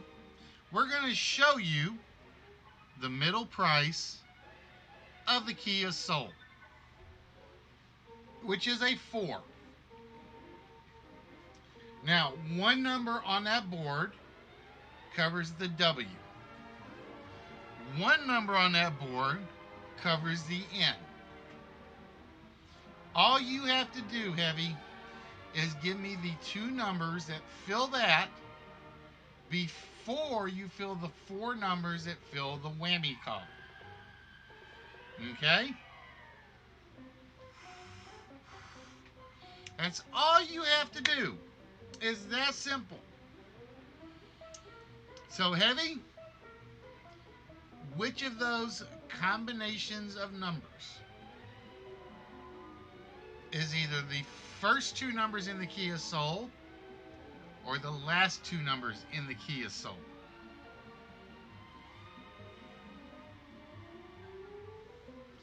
All right, Heavy says we're going to start off with the 17. I think Heavy's going for that W. Did he find the W under the 17? He found the W, which makes us very, very much in Heavy's favor. Now comes the hard part. It's always the last 2 numbers that are the hardest 2 to find.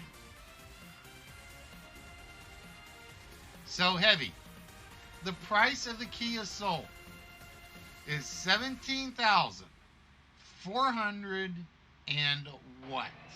From the entertainment jackpot capital of the world, Caesar's Palace in Las Vegas, Nevada. It's the exciting new prize Maximus Letter Perfect Game Show. Caesar. All right, Heavy says it is 79. Is the price of the Kia Soul $17,479? Oh, it is not $79. So no matter what, Heavy, you got at least 79 whammies coming your way. You still got a 1 out of 4 chance.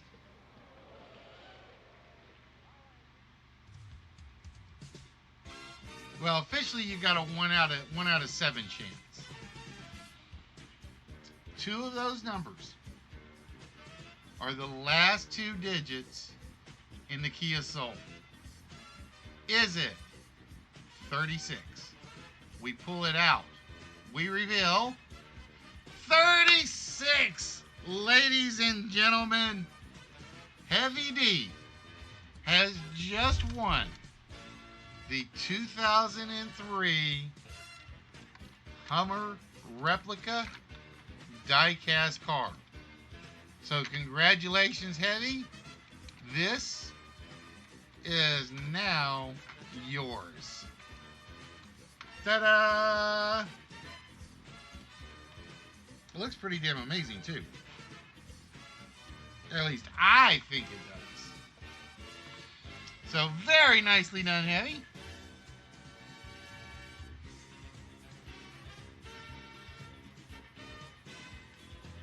Remember to hum while playing. Boo hiss. Spock's tired, folks. That's why he's making all these bad jokes, just so you know.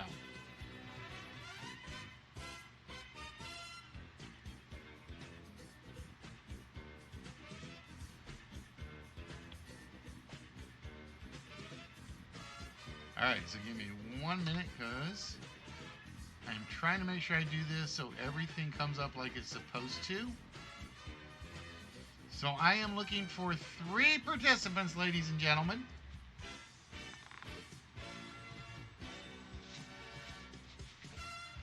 That's true. That's true. It's not like they get any better after you sleep.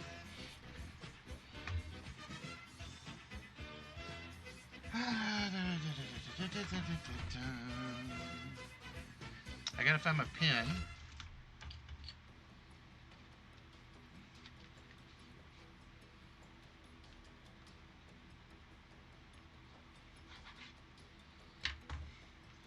And I'm going to go put the Hummer in a safe place so I don't mix it up with anybody else's stuff.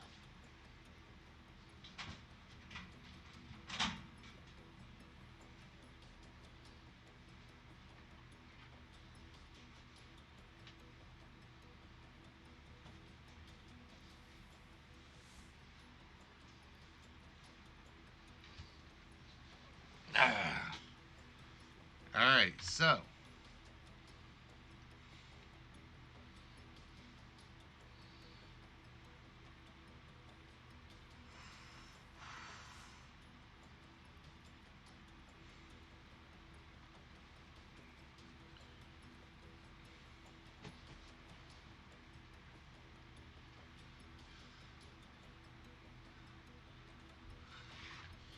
right, so we got Trance.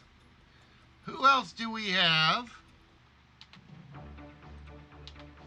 that's interested in playing Wonderball?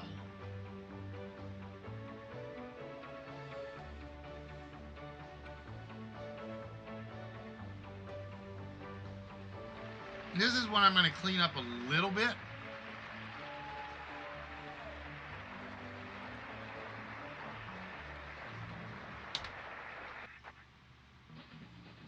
Ignore the 4 that's up there. I don't know why that's not clearing off.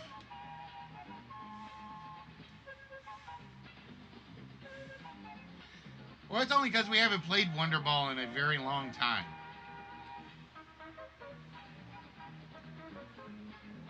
Let's all play What's My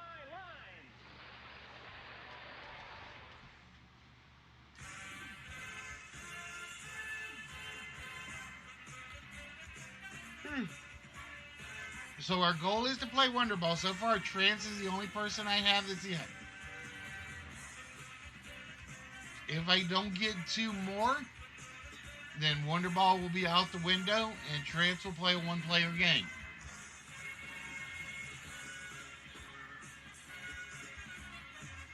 So we are looking for 2 more participants, ladies and gentlemen. 2 more participants. And again, if you have never won anything on a show before, you are always at the top of my list. If you have never participated at the show, Spot, spell check can't even help you. It's sort of like your bad jokes. You should know that by now.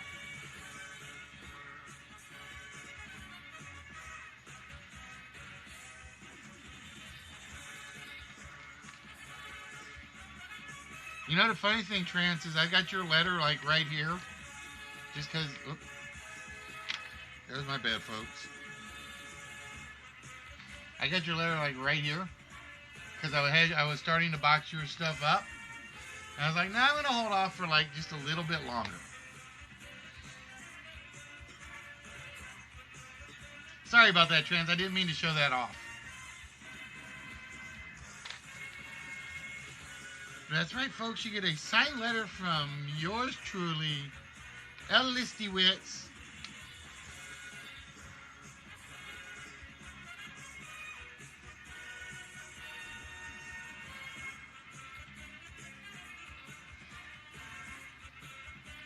So we are looking for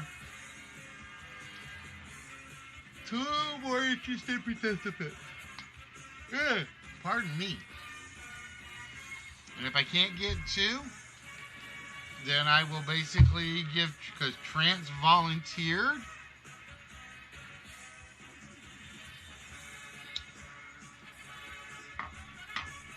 What, your name is List too?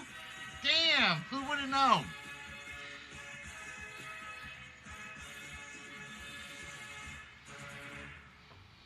Who would have known?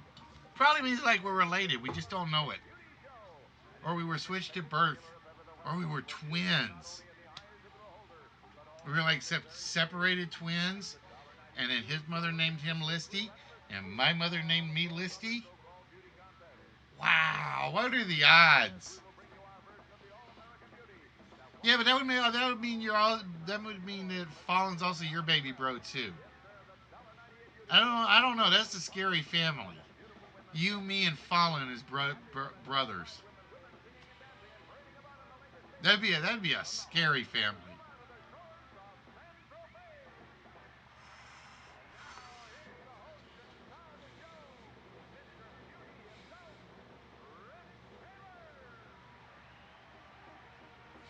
All part of the spies getting philosophical on us. That's how you know he's gonna like sooner or later fall asleep on the couch. You know that's coming.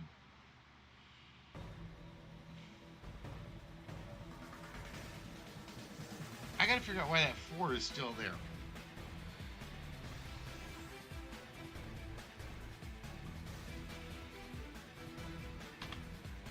That's gonna drive me nuts. I'm gonna check something real quick. Bear with me.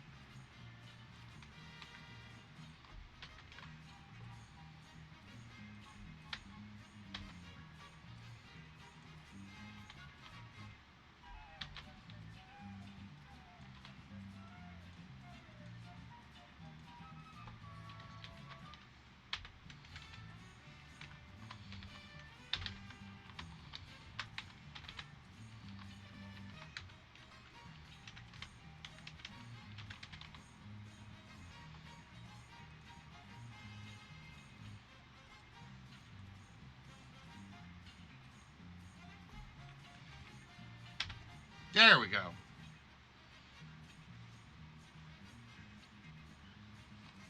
Now it's actually Listerine, but he doesn't use the urine part.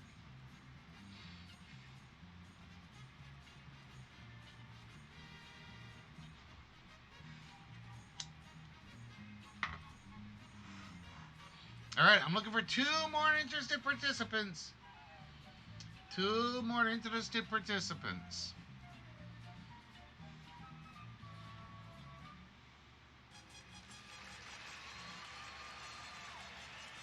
Which television game has 10 players and shows you what happens? And if we don't get 2 more, then basically Trent just basically got a free shot at a solo player game.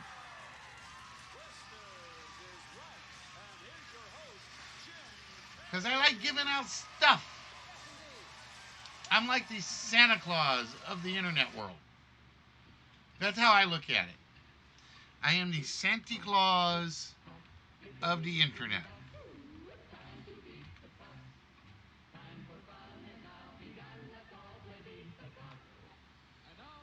And D-Live is not helping. D-Live's at like 0.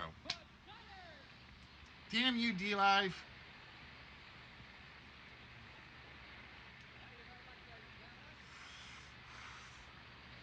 It's official. There is no community over there. But let's worry about people being naughty. Otherwise, I think... No, that would go to certain people I can't name. That would go to certain people I cannot name.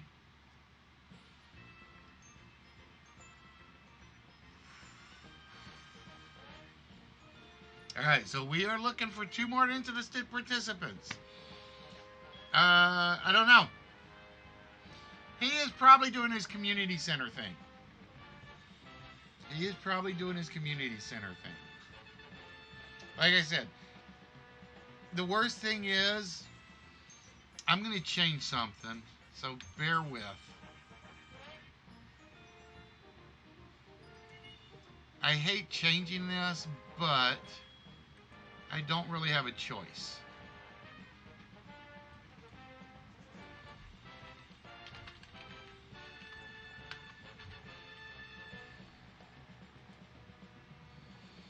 because the trivia category does not get anybody's attention.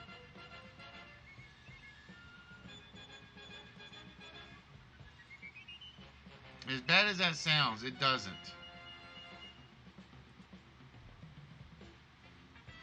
And it's like nobody pays attention to their follow list.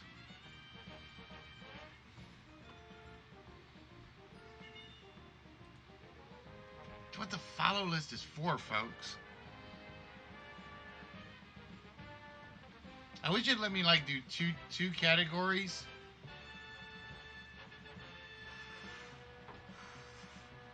That's what I wish it would do. No, Red's got like a nice. He does like you, Spock. He's got a nice leather box waiting to go out to him, so he holds off on participating in the big games.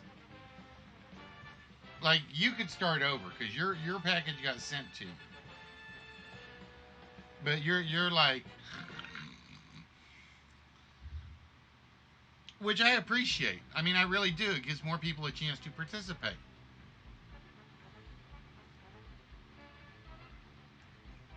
But right now, we just don't have the crowd for any big games. And it's basically, South will not play for prizes. I told him he could play and like just donate the prize back, but he didn't feel right doing that. He even said that. He said he didn't feel right doing that because then he's taking a chance away from somebody.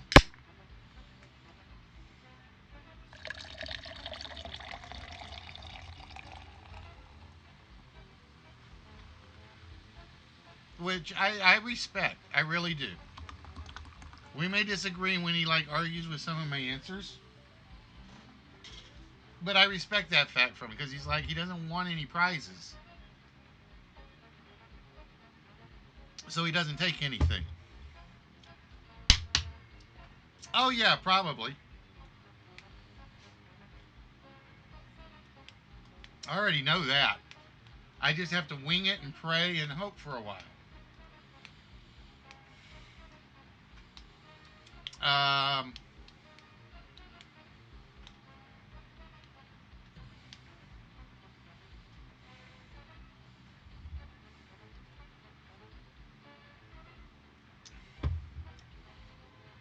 and like I said, I will admit there are people that are more entertaining as hosts than I am. But my hook is you want prizes? This is where you come.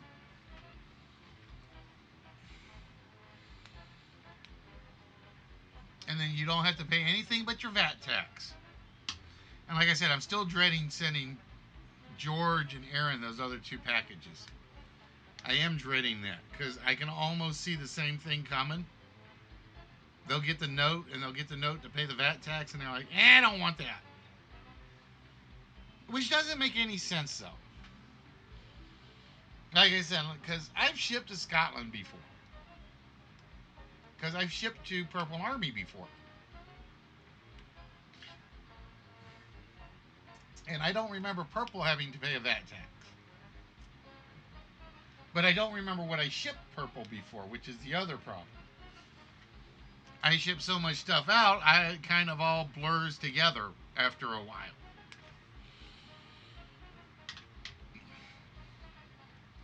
So, like I said, we're just kind of sitting back and waiting and see what happens.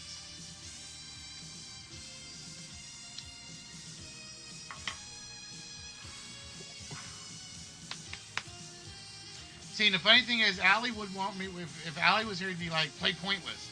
And I'm like, all right. Well, I got one better for you, Allie. I got a Scottish game we can play. Let's play some Wonderball. Are you any good at your own Scotsman's games?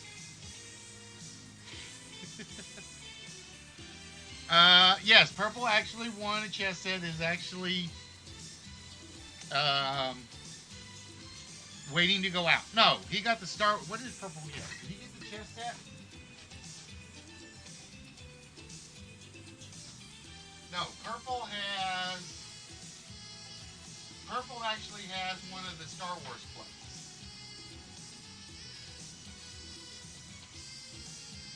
Purple has one of the Star Wars plates.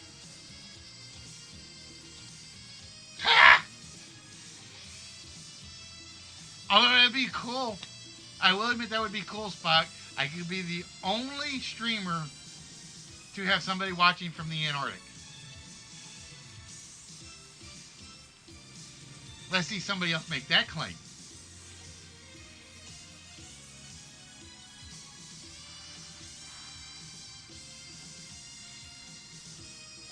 Who got the last chess set?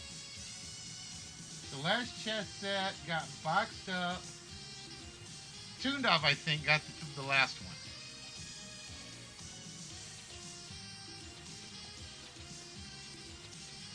But no, Purple opened the vault. He got one of the Star Wars plates. He's got the diecast cars, or a diecast car. I think he's got some comics. And one big bag of Happy Meal stuff. I think Inspector Gadget. He's got about 6 things I need to box for him.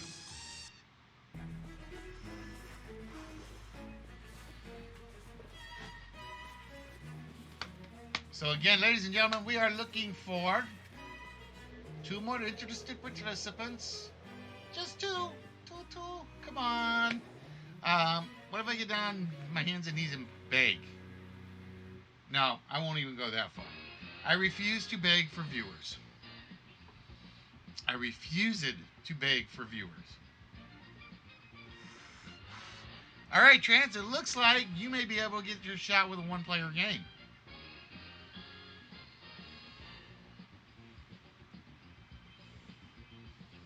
Question is, which 1-player game will you get?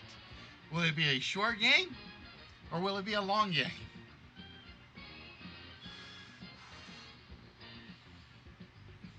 See, I've even been holding off on doing the open games because I want people in when I do them. So that's why I've been holding off on doing Concentration and Jeopardy, because it's like I want people. All right, let's do this. Trance will be playing. I got to go open my 1-player game set again. Where'd my 1-player game set go? Don't tell me. Oh, I was going to say, don't tell me I closed it.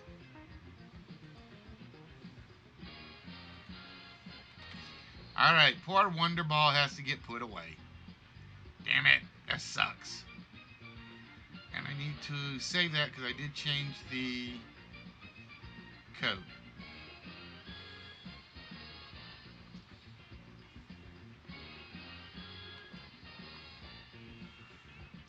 All right, Trance. Let's see which 1-player game you get. It will be the dice game. Oh, this is an easy one. And just think, we're playing for your choice of a large. We're not playing for a diecast. So we are literally playing for either curtain 1 or curtain 2. And all you will have to do is identify the price of a 2020 Chevrolet Spark LS. All right? The good news is you guys pretty much kick my butt in this game pretty much every time. Almost every time I think you guys have kicked my butt in this game. And the first number in the price of the 2020 Chevrolet Spark LS is a 1. From here on out, it will depend a little on the dice rolls. So Heavy's like, come on, all ones. I don't think it's ever done all ones. I know it's done 1s and 6s. It is literally done like a 1, 1, 6, and then a number.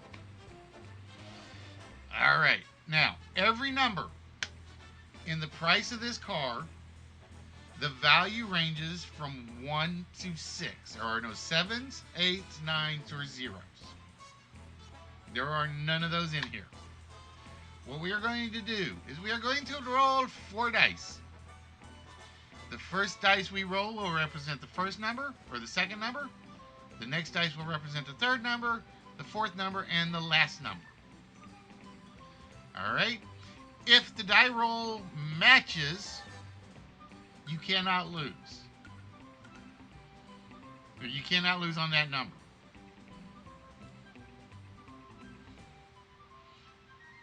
Yeah, that's right. It was you, Heavy. It was that 1165. And I was like, damn. How lucky can you get? How lucky can you get? All right. Are you ready, Trance? We are going to roll 4 dice for you. The first die we roll is a 4. Look at that. We roll a 4, and it is a 4.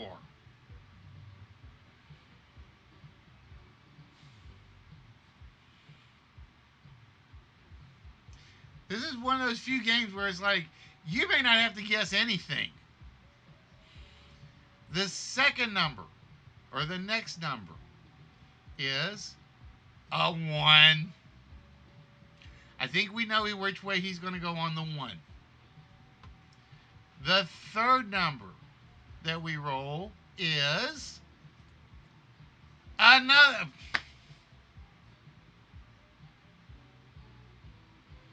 This game hates me. This game really, really, really hates me. And the last number.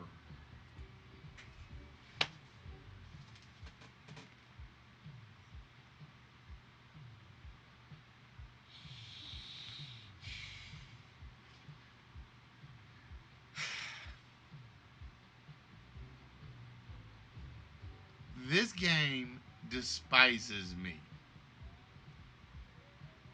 It really does.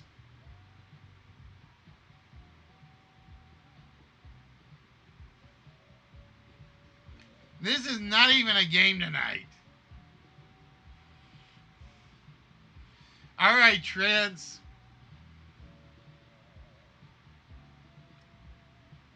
Is each number higher or lower than a 1?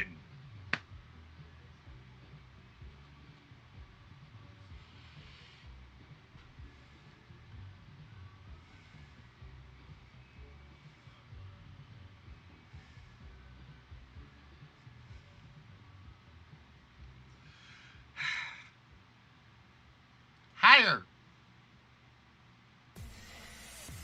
I mean, we got to make it official.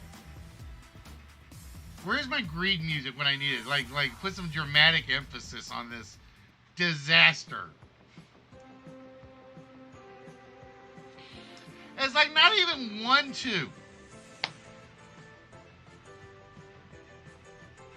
I think I'm going to do something. I'm going to reprogram this one just in case.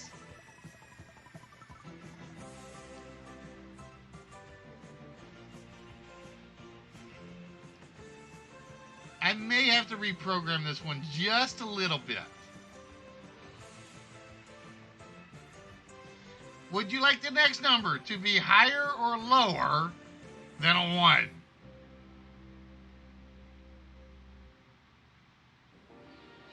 See, it's a good thing I did not put your letter in the box. Yes, it's like trying. This is like trying to get drama from Ernie's Rubber Ducky. It is 4, 6, 5. Congratulations, Trance. All right, give me 1 minute. We're gonna count that for you, Trance. We are gonna count it, but I need to do something real quick to this game.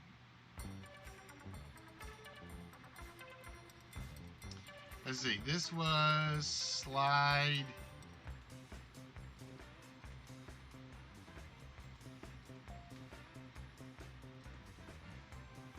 Slide 12.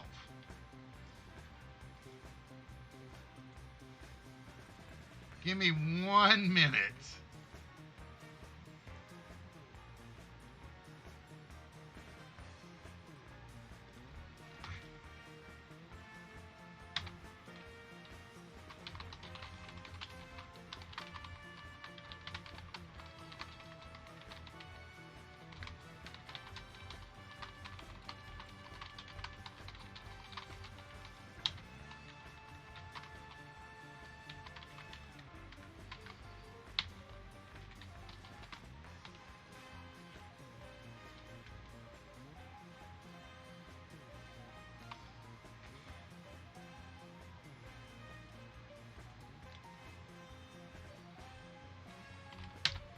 All right. Now, even though you guys know the price, I'm doing this for personal reasons.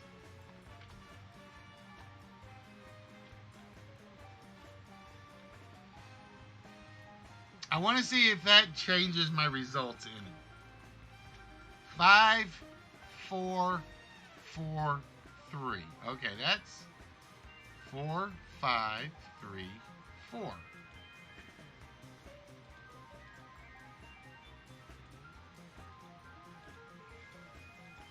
Now it's not throwing any ones or sixes. That's weird. It should not be not throwing any.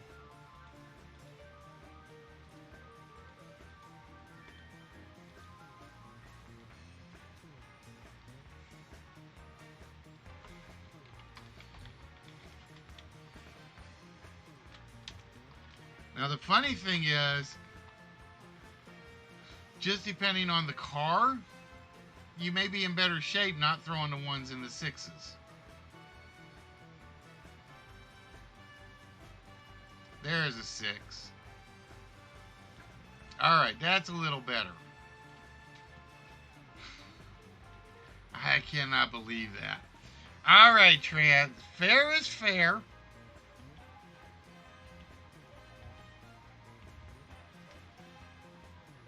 And Trans, would you like what is behind curtain number 1 or curtain number 2? And honestly, you can see both of them because the camera got bounced by the cat.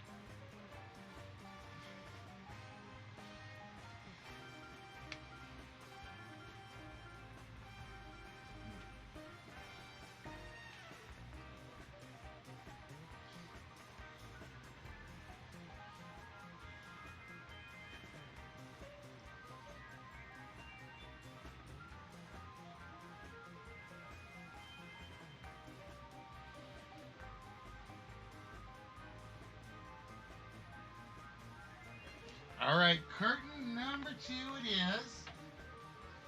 And for you, Trans, from behind curtain number 2, there we go. Now it's semi-hidden. Brandon, don't knock stuff over. It is. I gotta figure out why that's doing that. It is. From Deep Space Nine, it is Chief Miles O'Brien. It is Miles O'Brien, column meaning.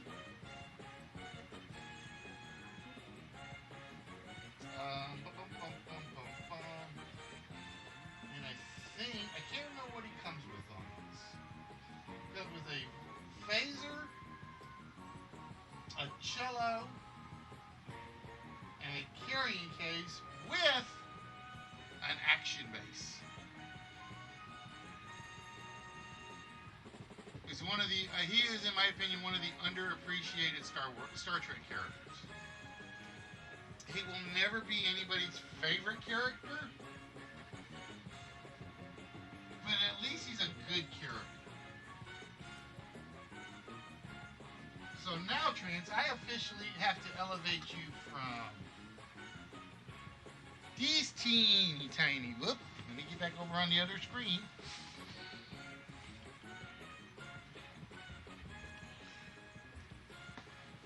We now have to officially elevate you from these teeny tiny little box to a big box because Miles won't fit.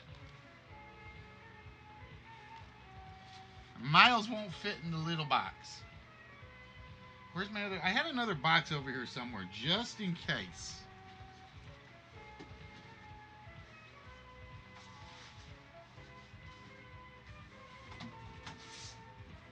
But I don't know where it went. This is your first Star Trek figure? Dude, well, that's a good one. Like I said, they're small, but I always love the small Star Trek ones. I always love the small Star Trek ones. Because they were like just bigger than the 6-inch figures for Star Wars, but they weren't like massively imposing. They were not like massively imposing.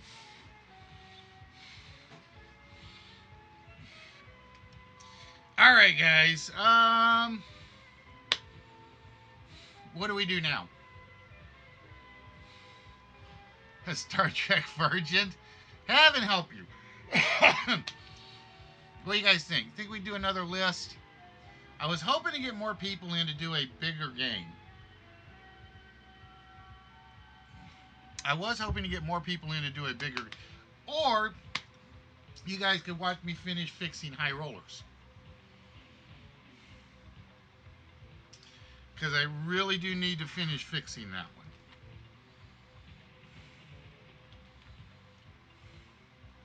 Yes, very, very true. His comedic timing.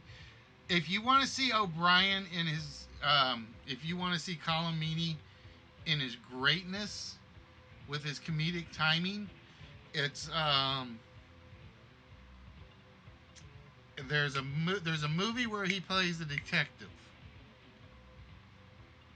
law-abiding citizen. He plays a very serious cop, but his one-liners and his perfect delivery is amazing.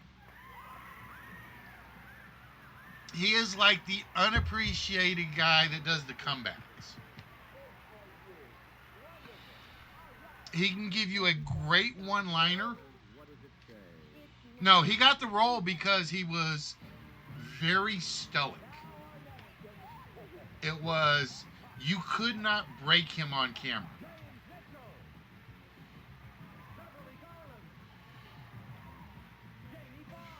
You couldn't, and from what I remember, there were people that would say they would try to get him to laugh on set. They couldn't do it.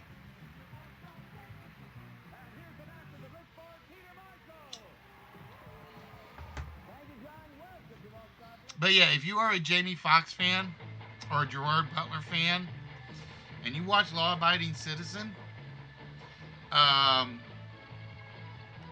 watch Colin Meaney in particular. He is absolutely great in the role. All right, we can do another list. I have no problem with that. Let's do another list.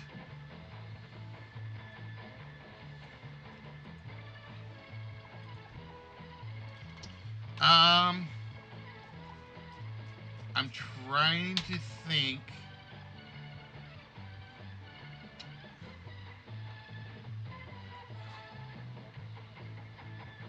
I'm trying to think of his best British movie.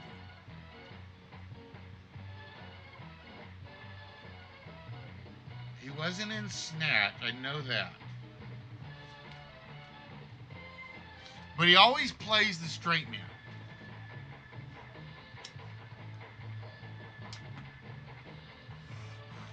He always went out to play the straight man. But he's always got that great comeback line.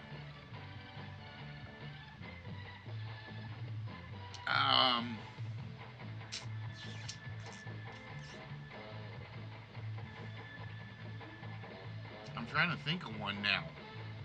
British. Like I said, I can see him in my head, but I can't put the movie with it, or the name of the movie with it now for some reason.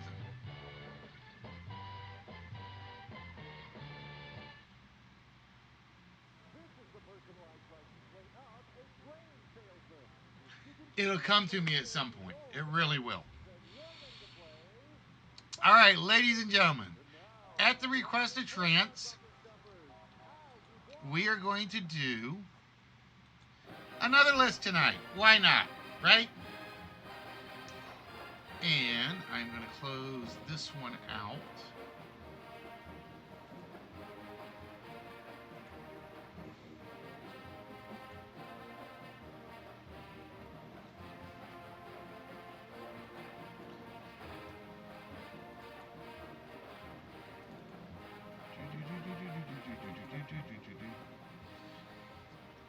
And for this list, We are looking for step phrases.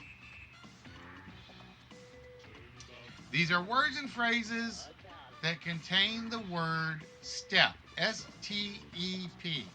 To my knowledge,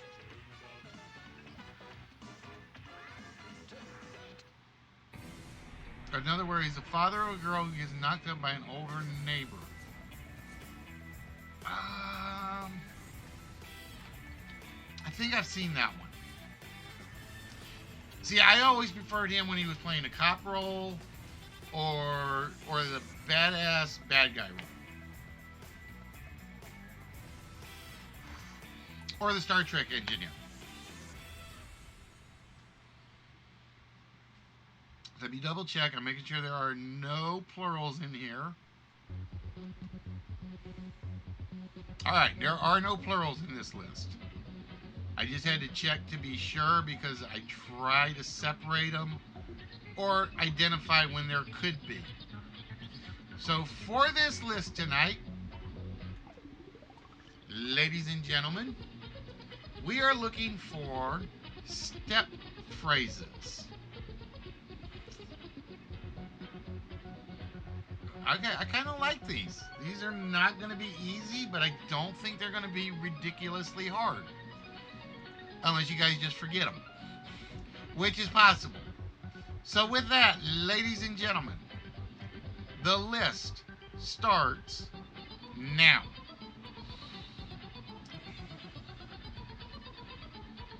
But ladies and gentlemen, boys and girls, children of all ages, those of you that are here, I would like to welcome you to the List Wits Game Show, where we try to do some of your favorite game shows.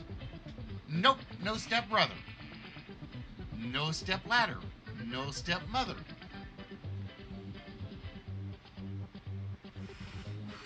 Step by step. Stepson, redheaded stepchild, step up, stepdaughter.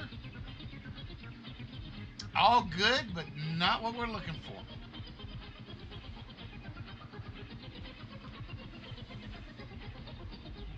Step off, boys. There is no stepdaughter, stepfather in here. No stepsister. Mine, ooh, I like that one. Is that one in my list? Believe it or not, Mind the Step is not in my file. I'm putting that one in there.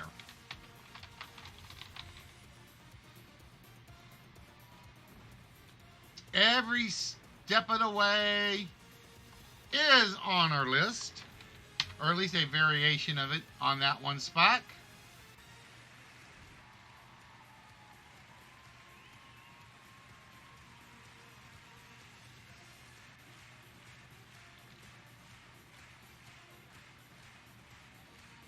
The first step is always the hardest. That's true.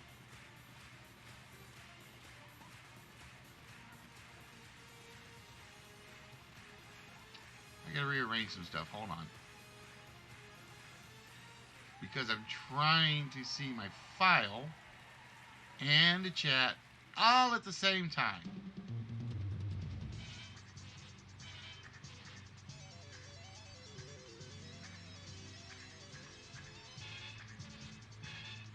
Alright, there we go. So we're caught up. And that means I gotta get rid of I'm with you every step of the way.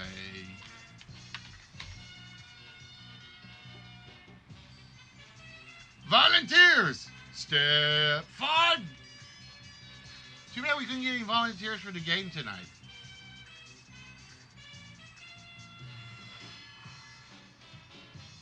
Don't step out of line. Back step. Step back. Ow, somehow that one's not in there.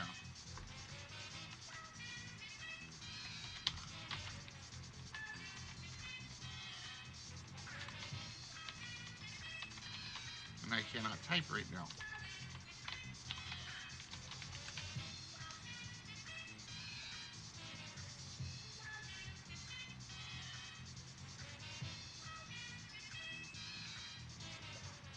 Step off, step ladder, all good ones.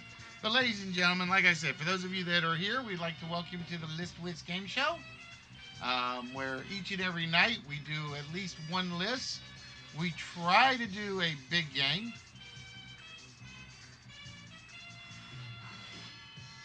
Um, yeah, like I said, I already know. I it's like when Nerdy's doing SCW, my crowd goes. My numbers just drop. Like I said, that's why I'm kind of mad at D Live. I just can't get any traction over there. I cannot get any traction.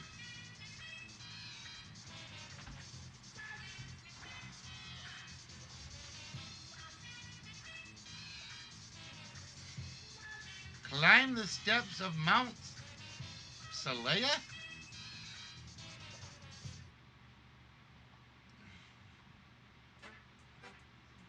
Watch your step.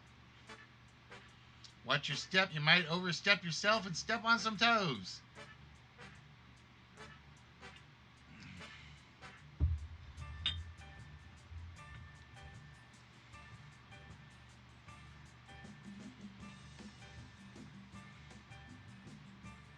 Oh, okay. I have my Star Trek brain turned off at the moment, Spock. I have my Star Trek brain turned off.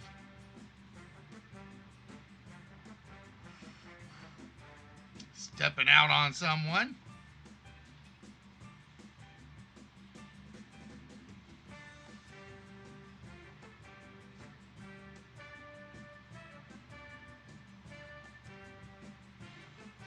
But yeah, guys. So like I said, or started to say before I like having to pay attention to the list. We do some of your favorite game shows, and some of your not so favorite game shows, and some game shows you've probably never seen. If you are American, we do some UK game shows, we do some French game shows, some Japanese game shows.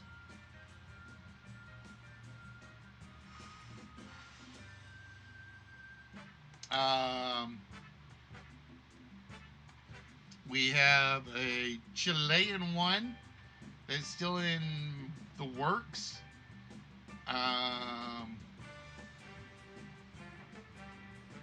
There is an Israeli one I would love to do, but it requires an actual studio, so that will never work.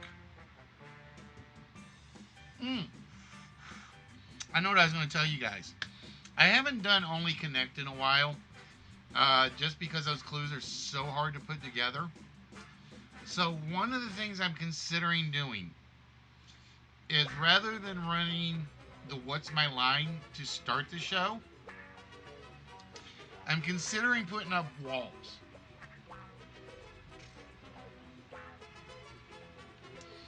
And it'll be literally a wall of 16 items, 4 groups of 4.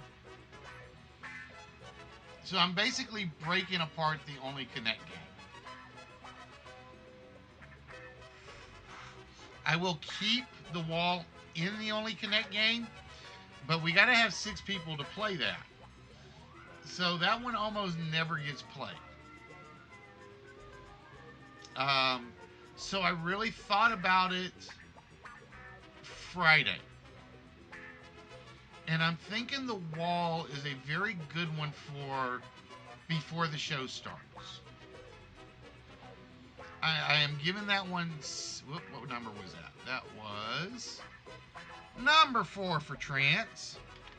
The Cowboy had better have gotten that one. That's all I'm going to say.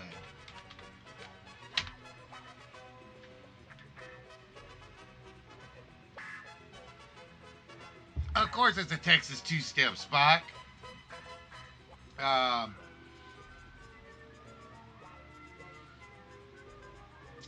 I'm trying to figure out what I am missing that'll get people in.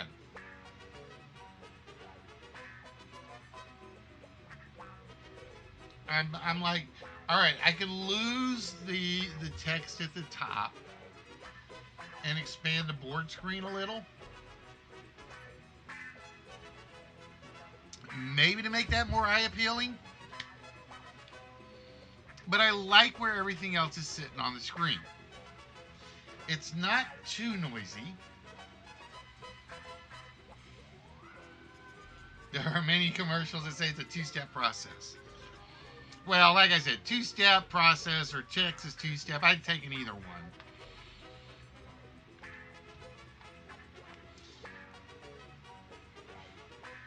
Because, like I said, I know there's a spot for us to get people in, but I don't know what I'm missing to do it. I really don't. It used to be I'd get people come in just to play the four-letter word. I don't get that anymore. I get people that would come in to play the trivia game that the bot would give. I don't get that anymore.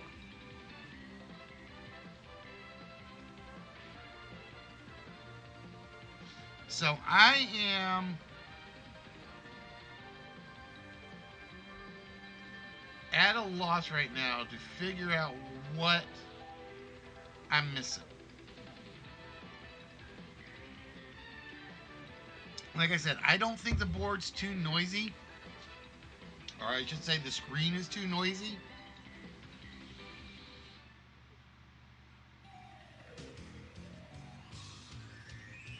But I don't know. Ooh, I kind of like that. I don't think I only have one. Wow.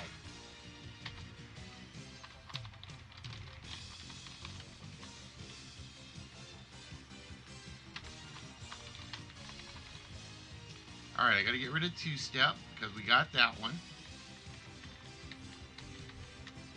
And I gotta get rid of step on a crack.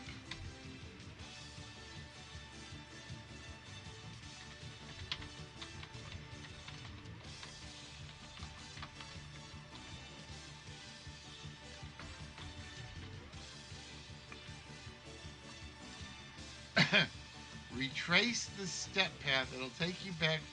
I don't know. I think that one's a bit of a reach, Spock. I think that one's a bit of a reach.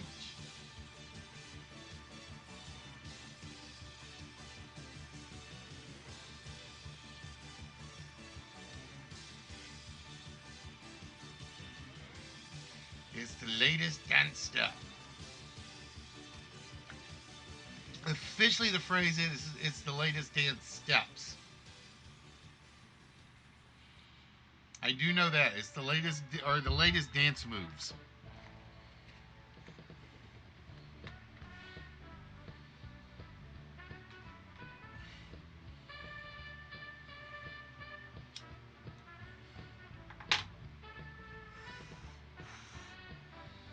So I need you guys' help. Like, what am I missing?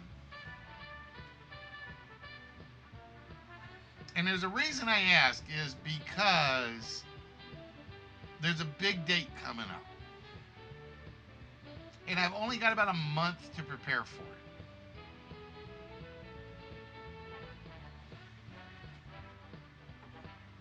I got just over a month to prepare for it.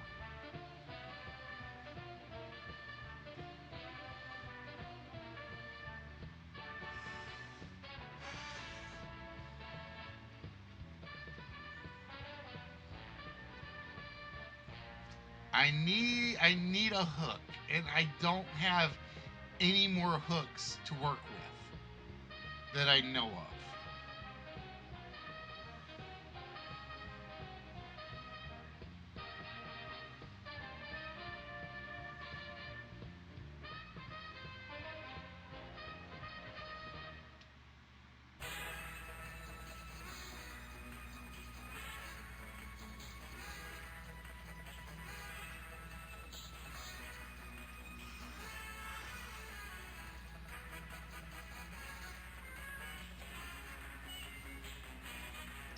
Because, like I said, we give out prizes every episode, so that hook is gone.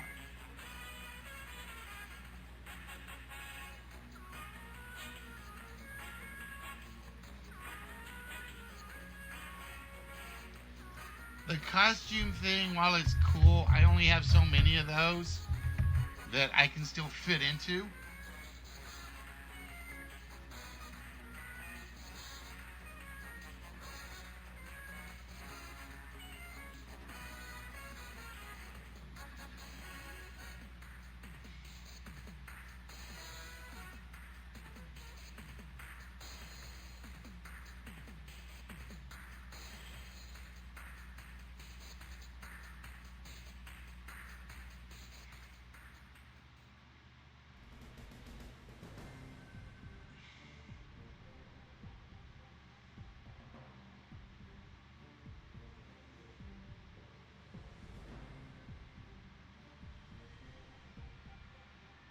And if I take a break, I'm worried it's like I'm gonna get forgotten about completely.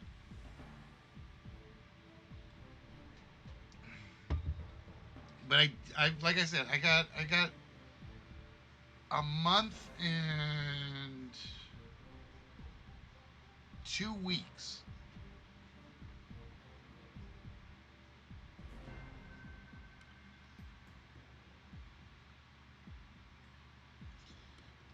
So it's like, what am I missing? What am I missing?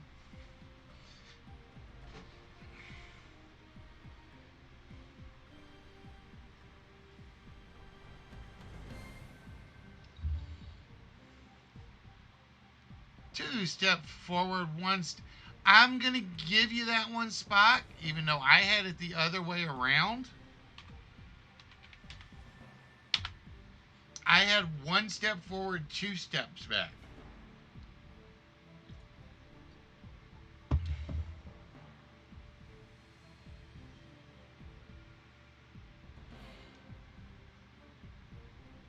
Yeah, well, like I said, he knows he upset me a little bit when he started doing the everyday thing. But I also know he's got the fan support for it.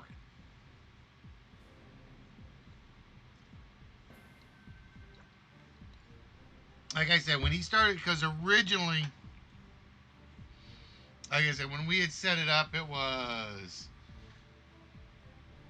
I went X hours and then Nerdy took over, or Nerdy went X hours and then I took over, and then he got into the wrestling thing, and it was okay, I'm screwed. So it's like I'm trying to find new sources of people.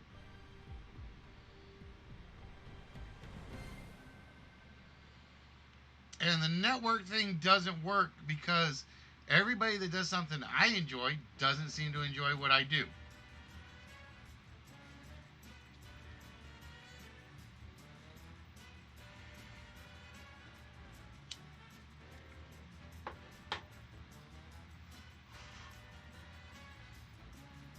So it feels like it's a one-way street. Like I said, it's not a complaint. It's just, like I said, there's a big date coming up. So it's kind of like, um, what do I do to make that date work and kind of like revitalize it?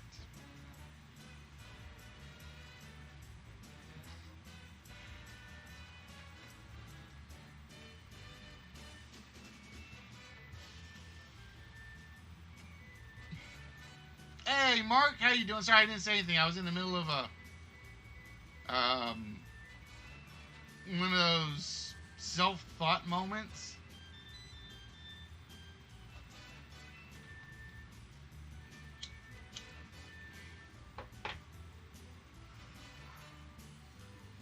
For me, each a big date for me, which means we celebrate online.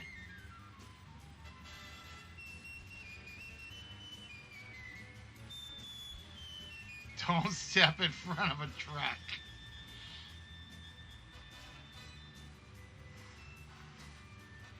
So we are still looking for 1, 2, 3, 4. We're still looking for 6 more steps.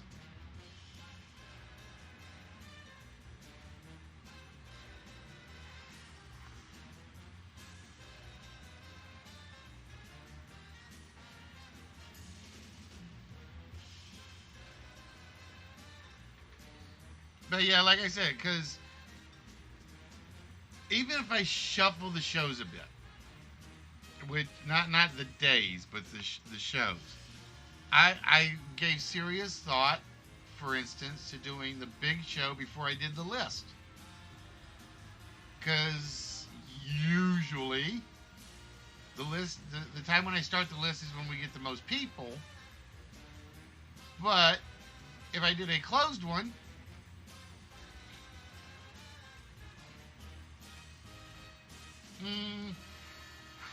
second spot, we have one other YouTube in there. We have one other YouTube person in there.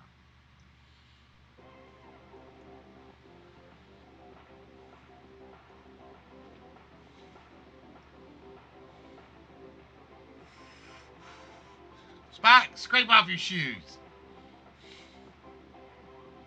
And now a game of hide stakes, where every ticket is a gamble and every move could be your last.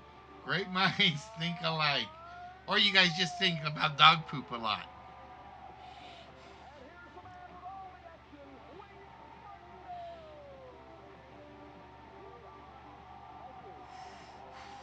Yeah, there was one. They didn't stay long, Spock. Or if they did, they haven't said much. There was one.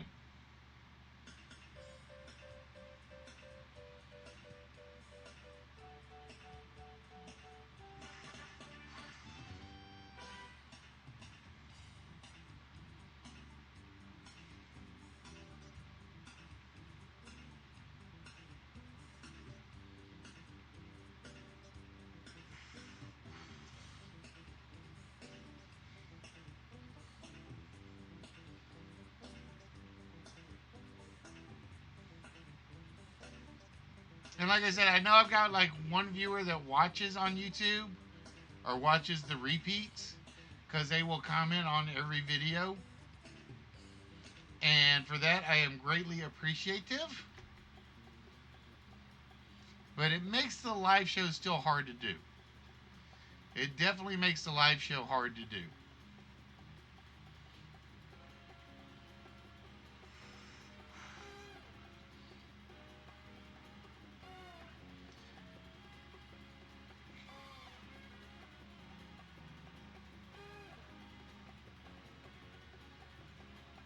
Now, I'll give you an example. I have thought about doing a Sunday day show.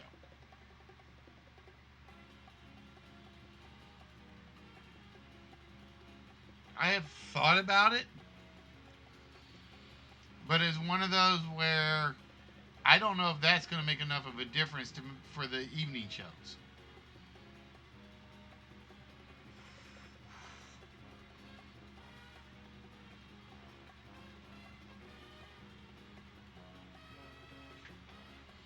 Every breath you take, Spock is a stalker. You know the funny thing is, and the singer of that one, he even says he's shocked that it's used at so many weddings. Because it's about a stalker that's literally following a girl.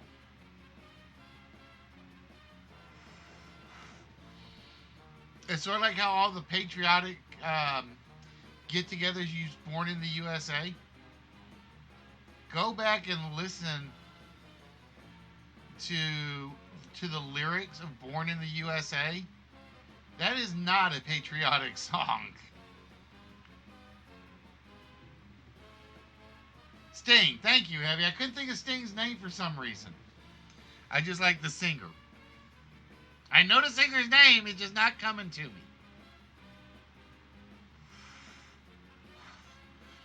But yeah, that entire song is about a stalker. It's scary if you ever really listen to lyrics. They're not the party songs that they're made out to be. Which has always made me wonder, what makes a song? The words or the music? What makes a song? Three of these boxes will break the $6,000 bank. Is this one of them? Or is it this one? Or this one? We'll find out in a moment. And I'll give you a great example. 9 celebrities. Gabe Pagoda. Pour some sugar on me. Joanne Blue. Dick Godier. Go read the lyrics. Linda Carter. Then read what Mick Jagger wrote about those lyrics. And Marjo Partner. All join us in playing Break the Bank. It's scary. Now meet our host, Tom Kennedy. What he intended that song to be about and what it is taken about. Oh, it's not just about sexual assault, Spock. It's about sexual assault, slavery,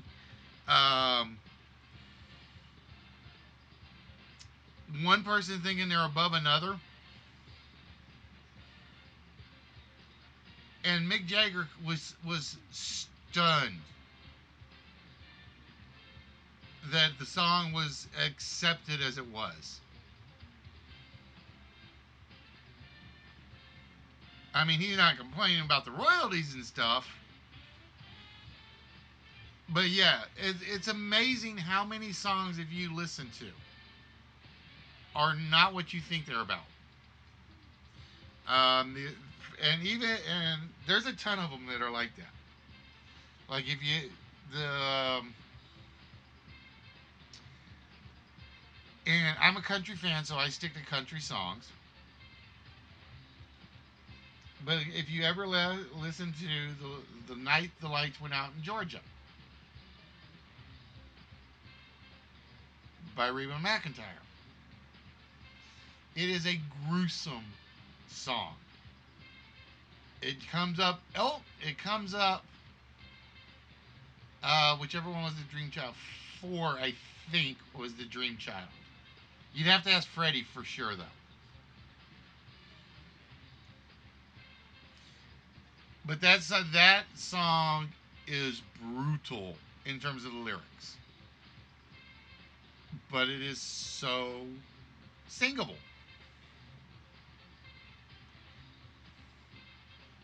Yep, she killed a man, covered it up. Her brother was convinced to take the fall for her. But if you ever read the lyrics to it, it's even worse. Or, what's the other one that she did that?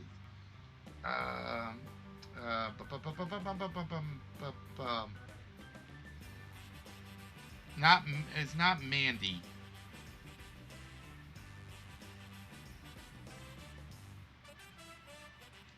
Frick, what's the name of that song? It's a Reba song, so I'm sticking with her.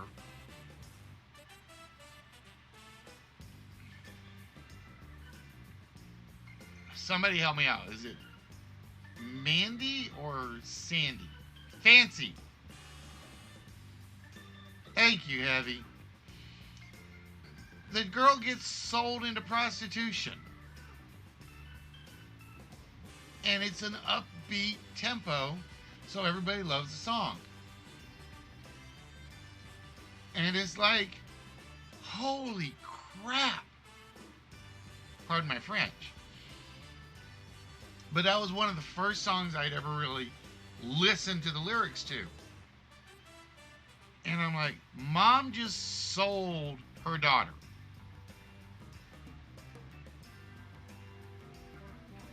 And she's telling the daughter, don't screw it up. And that's, oh my God. But that was the funny thing is if you listen to pretty much any, and particularly in the 80s. No, there's even a stanza in there where she hates it. But she does it for her mom. She absolutely hates it. Because the song is sung from Mom's point of view, if I remember right. And you can picture, and this is why I will always love music videos, because the music videos will tell the story that you don't hear in the lyrics.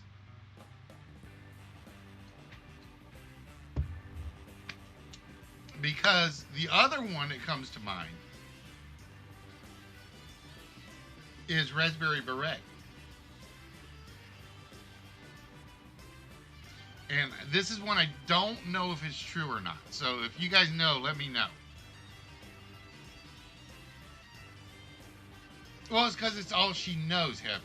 That she's basically, this is all she knows how to do.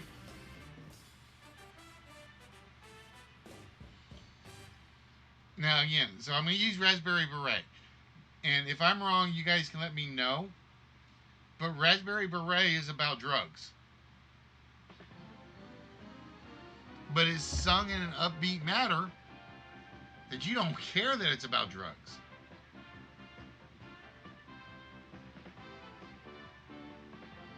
Step to your own drummer.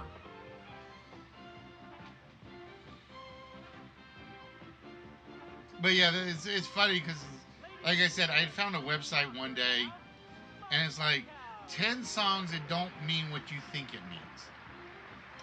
And I had known about Born in the USA. Fancy I had known about. Little Brown Sugar I had known about. And it listed some others. And it was like, I never thought about this song this way. Or I never thought about that song this way. That's where I miss MTV and VH1 doing music videos. Because they would play them, and the videos told the story the songs didn't tell.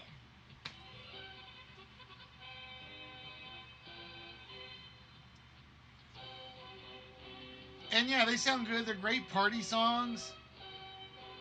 But damn, what did we party to in the 80s?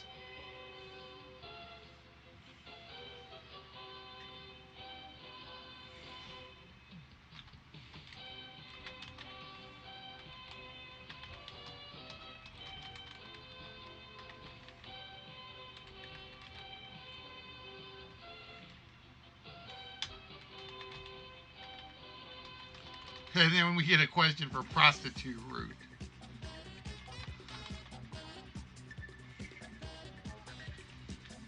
Um,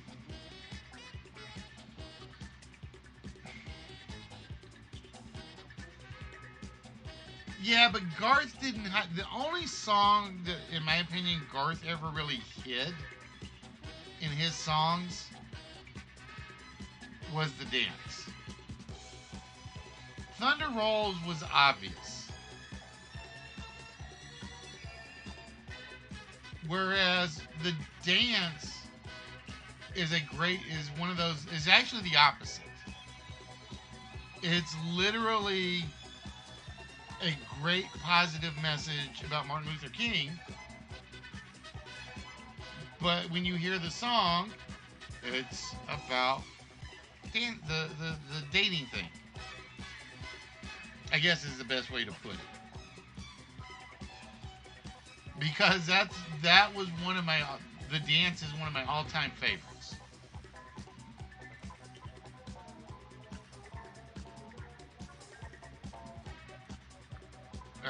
Thunder Rolls is up there.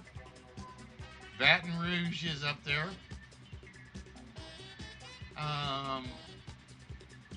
Pretty much anything with Garth is like at the top of my list music-wise.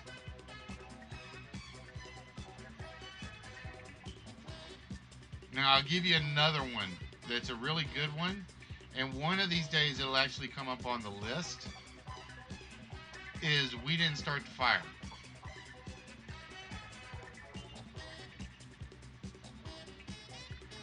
How many people try to read non-literal things? I'm going to agree with you there. They never hid the message of what that one was about.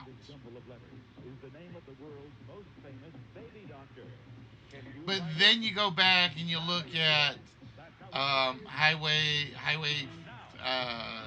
61, and the message was kind of hidden in there, but not really. Oh, damn, Heavy. I love that one. I freaking love that one. That one I'm adding.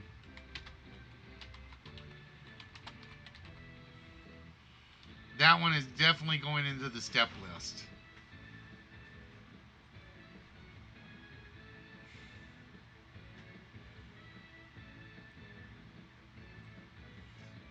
But you go back and, like I said, there are songs they don't hide what the messages are. Candle in the Wind. You knew that was about Princess Diana and Marilyn Monroe and Madonna. It's about whoever the blonde of the day is. That one is freaking brilliant, Heavy.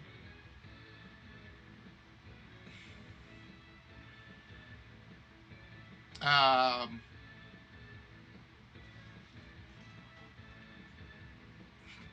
I'm trying to think of another good one. I'm trying to think of another one that had a horrible message, but you love to listen to. I'm trying to think. I know there are more. I know there are more out there.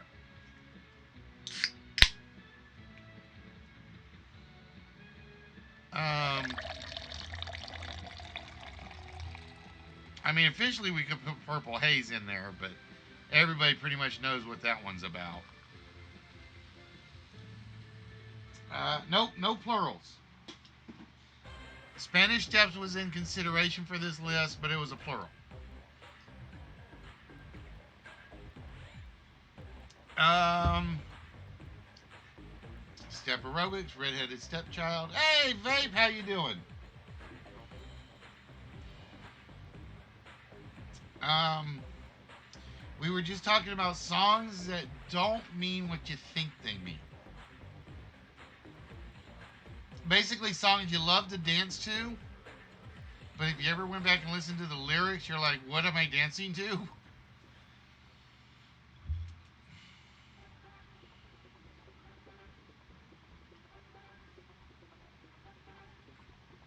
Like, you can't put I Need a New Drug in there because that message is obvious.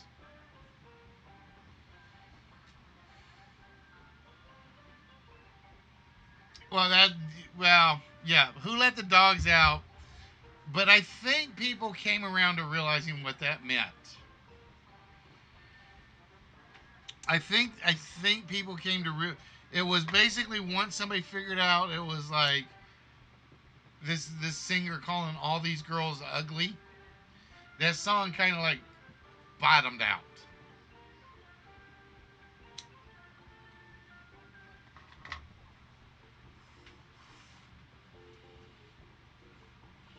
So far, we've come up with, for instance, Born in the USA, Little Brown Sugar, Fancy, um, The Night the Light Went Out in Georgia, The Dance, um, Every Breath You Take. I'm trying to think of some others. I'm trying to think of some others off the top of my head.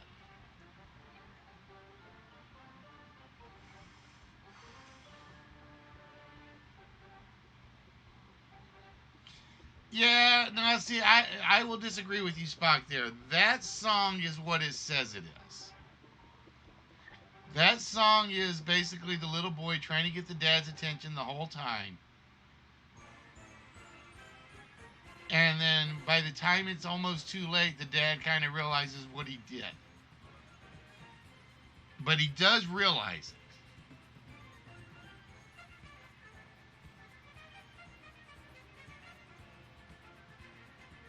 He does realize it. So I don't know if I'd put that one in there.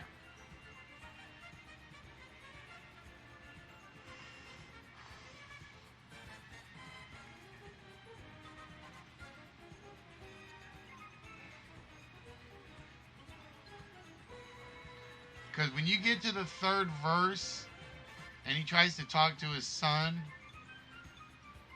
he realizes what he had done wrong.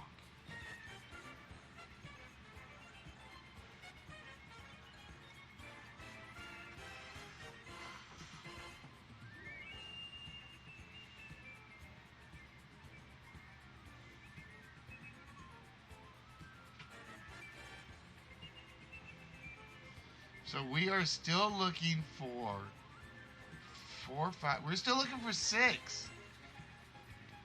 So basically, you guys have had problem with Blazing Saddles and the step list tonight.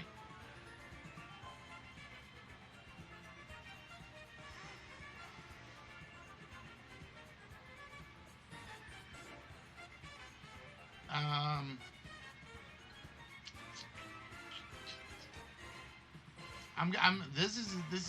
this is like, I'm interested in thinking about this one now for a while.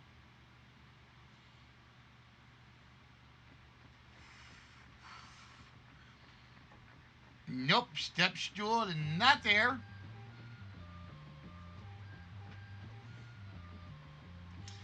I thought somebody was going to get number 10 by now.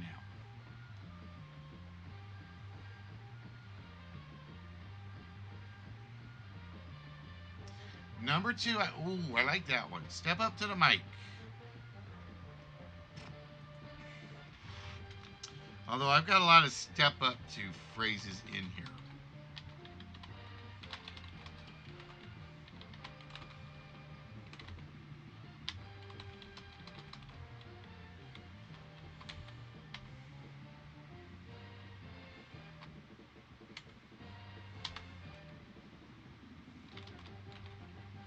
I don't like the podium one. The podium one is good, but I don't think it works.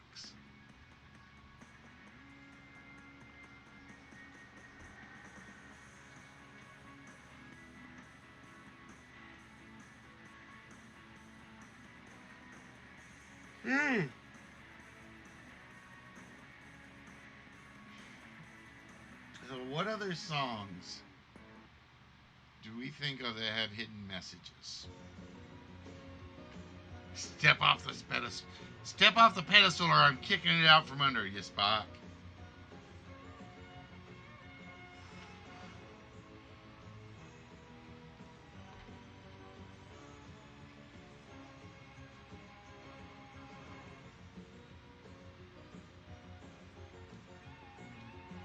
Pardon me, folks. It is almost 10 o'clock, which means after this list, we'll probably wrap it, or after the list, and if there's any bonuses, we'll wrap things up.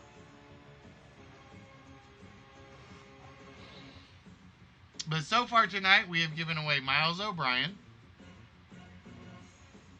or Chief O'Brien, and we have given away a Humvee. Hello, Ray. How you doing tonight?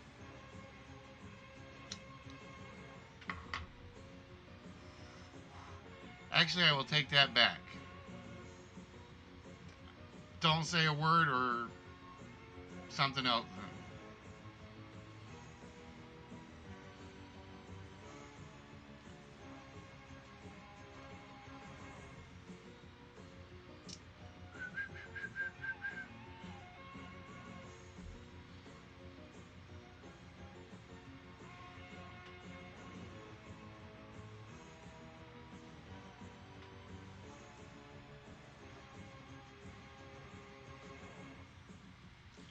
As I said, some people think certain things are funny. Not quite.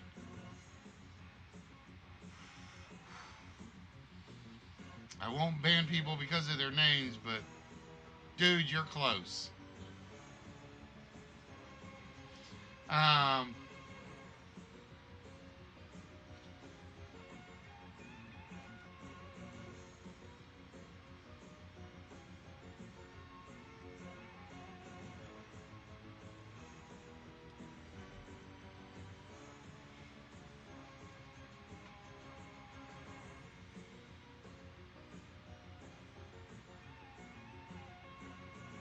That is very uncool.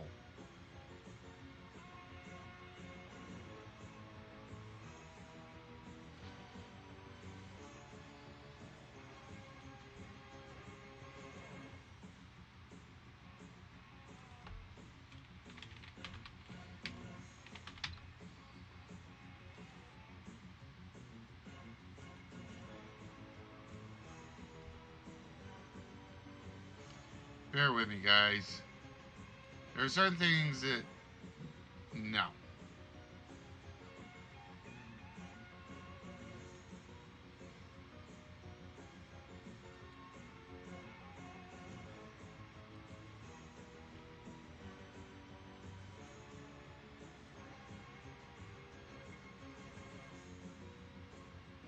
No, anybody that makes their name like that, Spock, they didn't want it to change.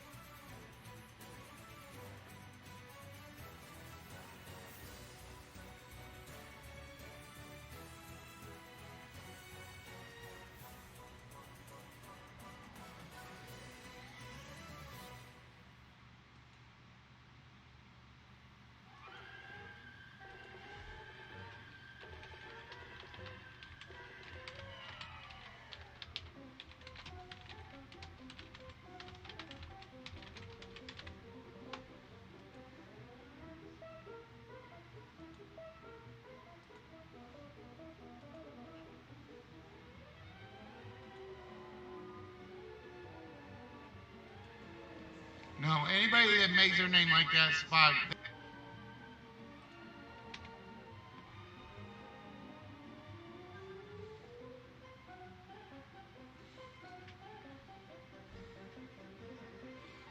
All right. So anyway, where were we? Where were we?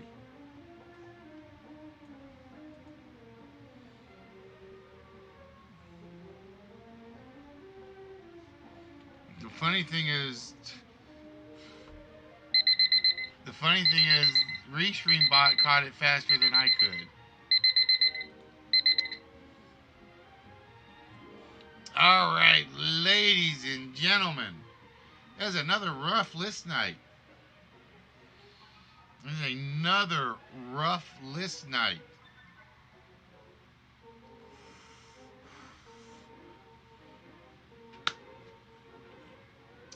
We only got 4 out of 10 on the Blazing Saddles list.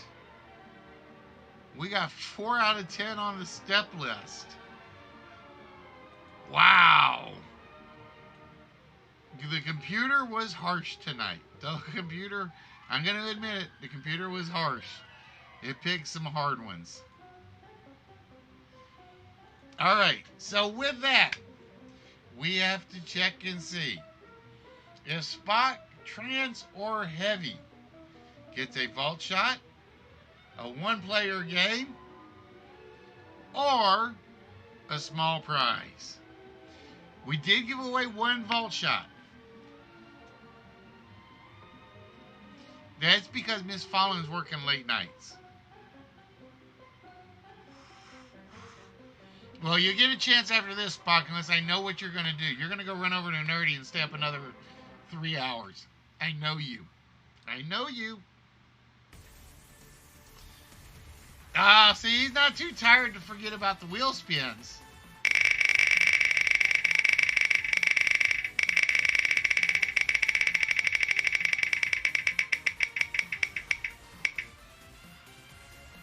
Oh, so close.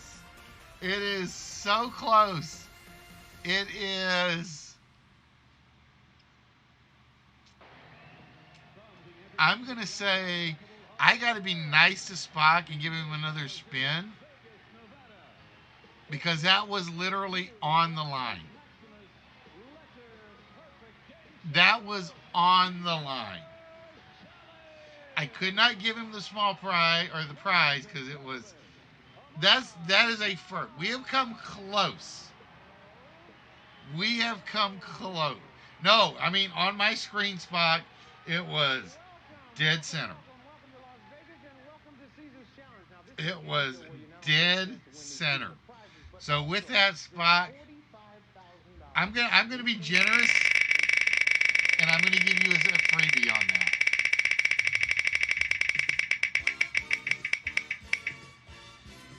Ah, look what happens when I give you a freebie, Spock.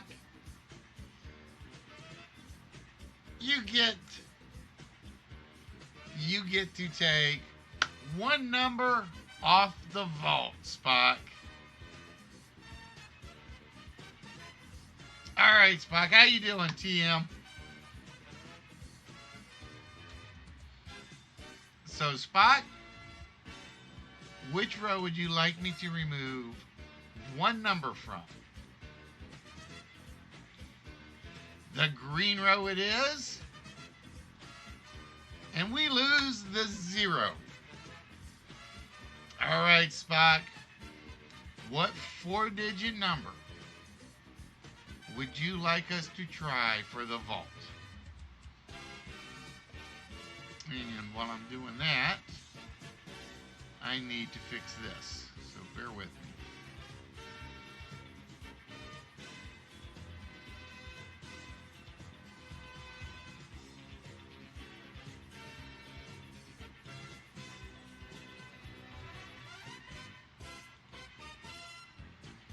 Because I just lost my there we go.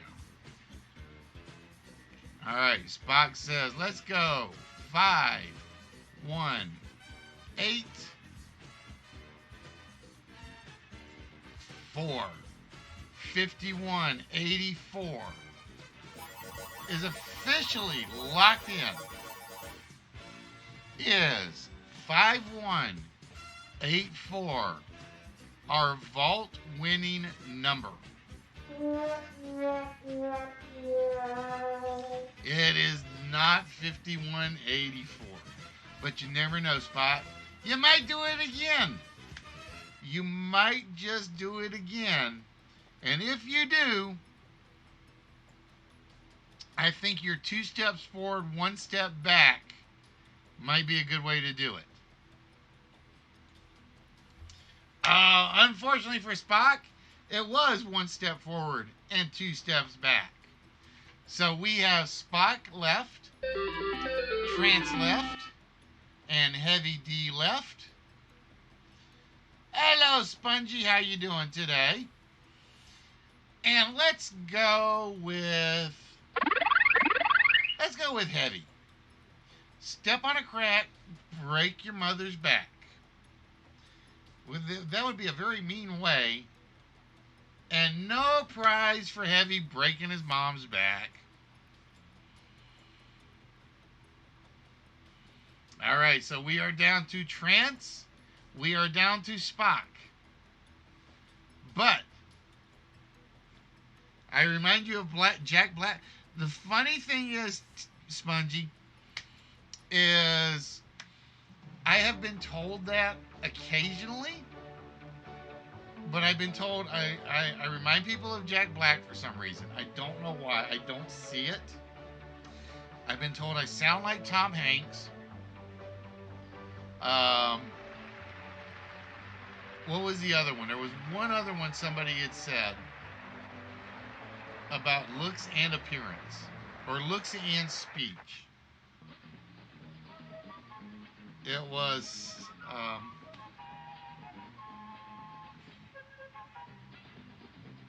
it'll come to me at some point. It'll come to me at some point. And it's like, I don't see it, but everybody sees everything differently. All right, let's go with Spock. And I'm with you every step of the way. Ah, not there. No, Spock, it was because I'm getting older, so my voice is getting gravelier. But I have been told if you put me on a microphone and my voice isn't breaking, I sound pretty much like Tom Hanks when I'm just talking. Now, when my voice gets elevated, it doesn't.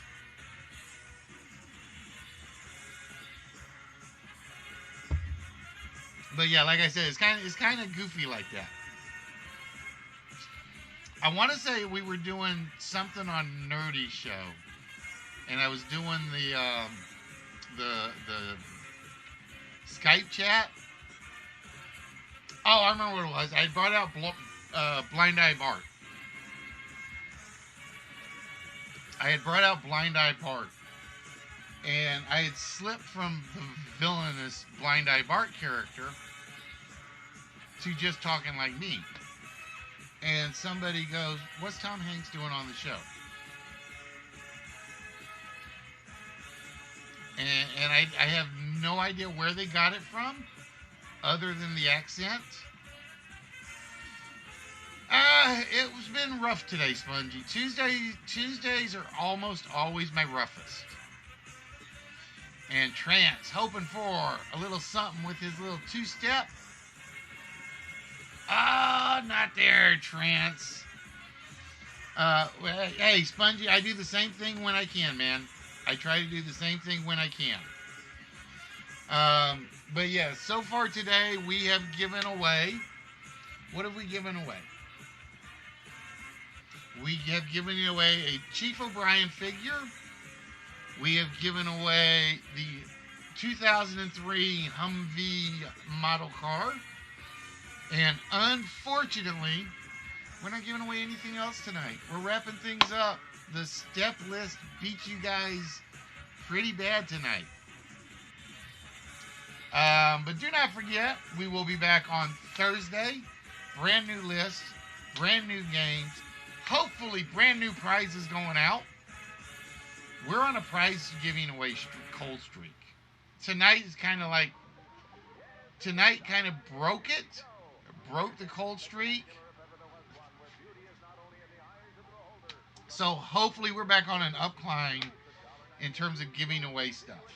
Like I said, I've got 1, 2, 3, 4, 5, 6, 7 packages that are pretty much ready to go out. Like I said, show if you are still here. All right, Spongy. Until Thursday, my friend. Show yours I'm going to have to redo because I do have to put the customs list together. And I honestly don't remember. And I'm going to show you guys what his looks like. Pardon the mess when I do this. But you see those boxes over there? That's everything that has to go out. That's everything I have to ship out prize-wise right now. And that's not counting trances. That's not counting purple armies. That's not counting...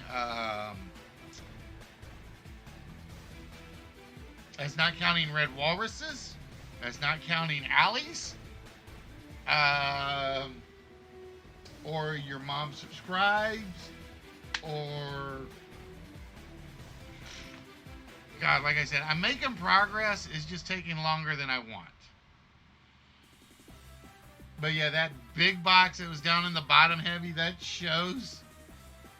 And I totally forgot to custom list it.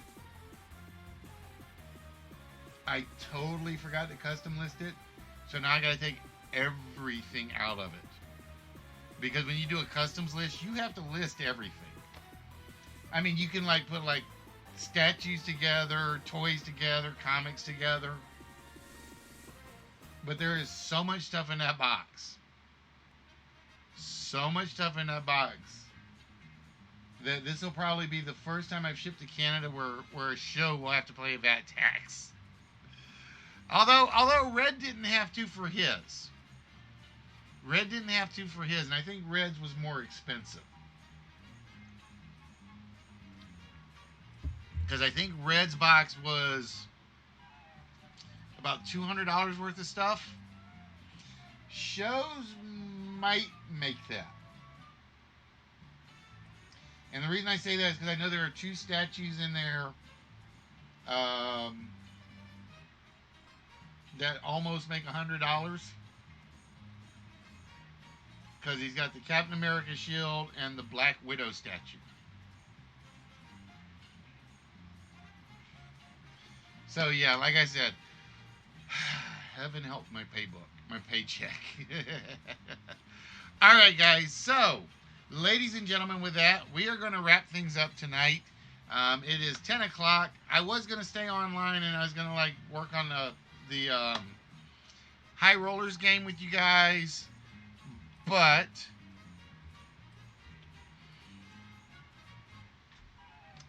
it's still got some tweaking to do. Where did my High Rollers one go?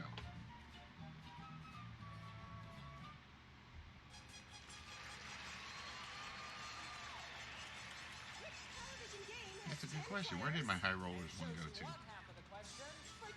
Like I said, we were hoping to get a game of Wonder Ball in tonight, but it didn't happen.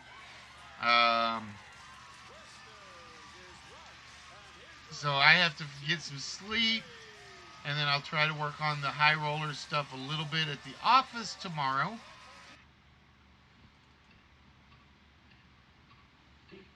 Dun, dun, dun, dun, dun, dun, dun, dun. So like I said, it is making progress. It's looking a lot better than I thought it would for my first draft on this one.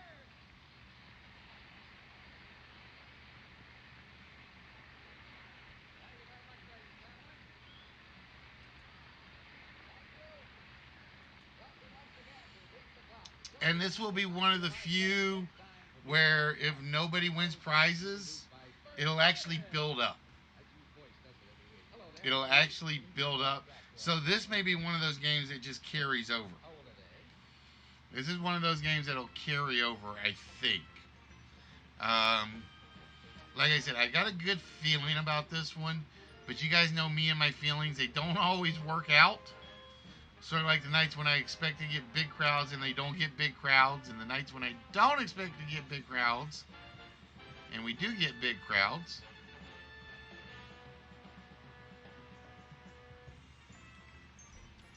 So yeah, like I said, we're gonna make progress on this because I've already got it set so that stuff can end up, and I gotta take that out, can end up getting one, or it can end up getting thrown back into the prize pile. But this will be one of those few ones where you can win up to like 12 items, just depending on how lucky and how good you are. Yeah, 12 prizes for one game. So we'll have to see how it goes. But with that, ladies and gentlemen, I think we're going to wrap things up tonight. I hope you guys had as much fun as I did. I really enjoyed watching the list kick everybody's butt, honestly. Doesn't happen where the list does that too often, but it does happen.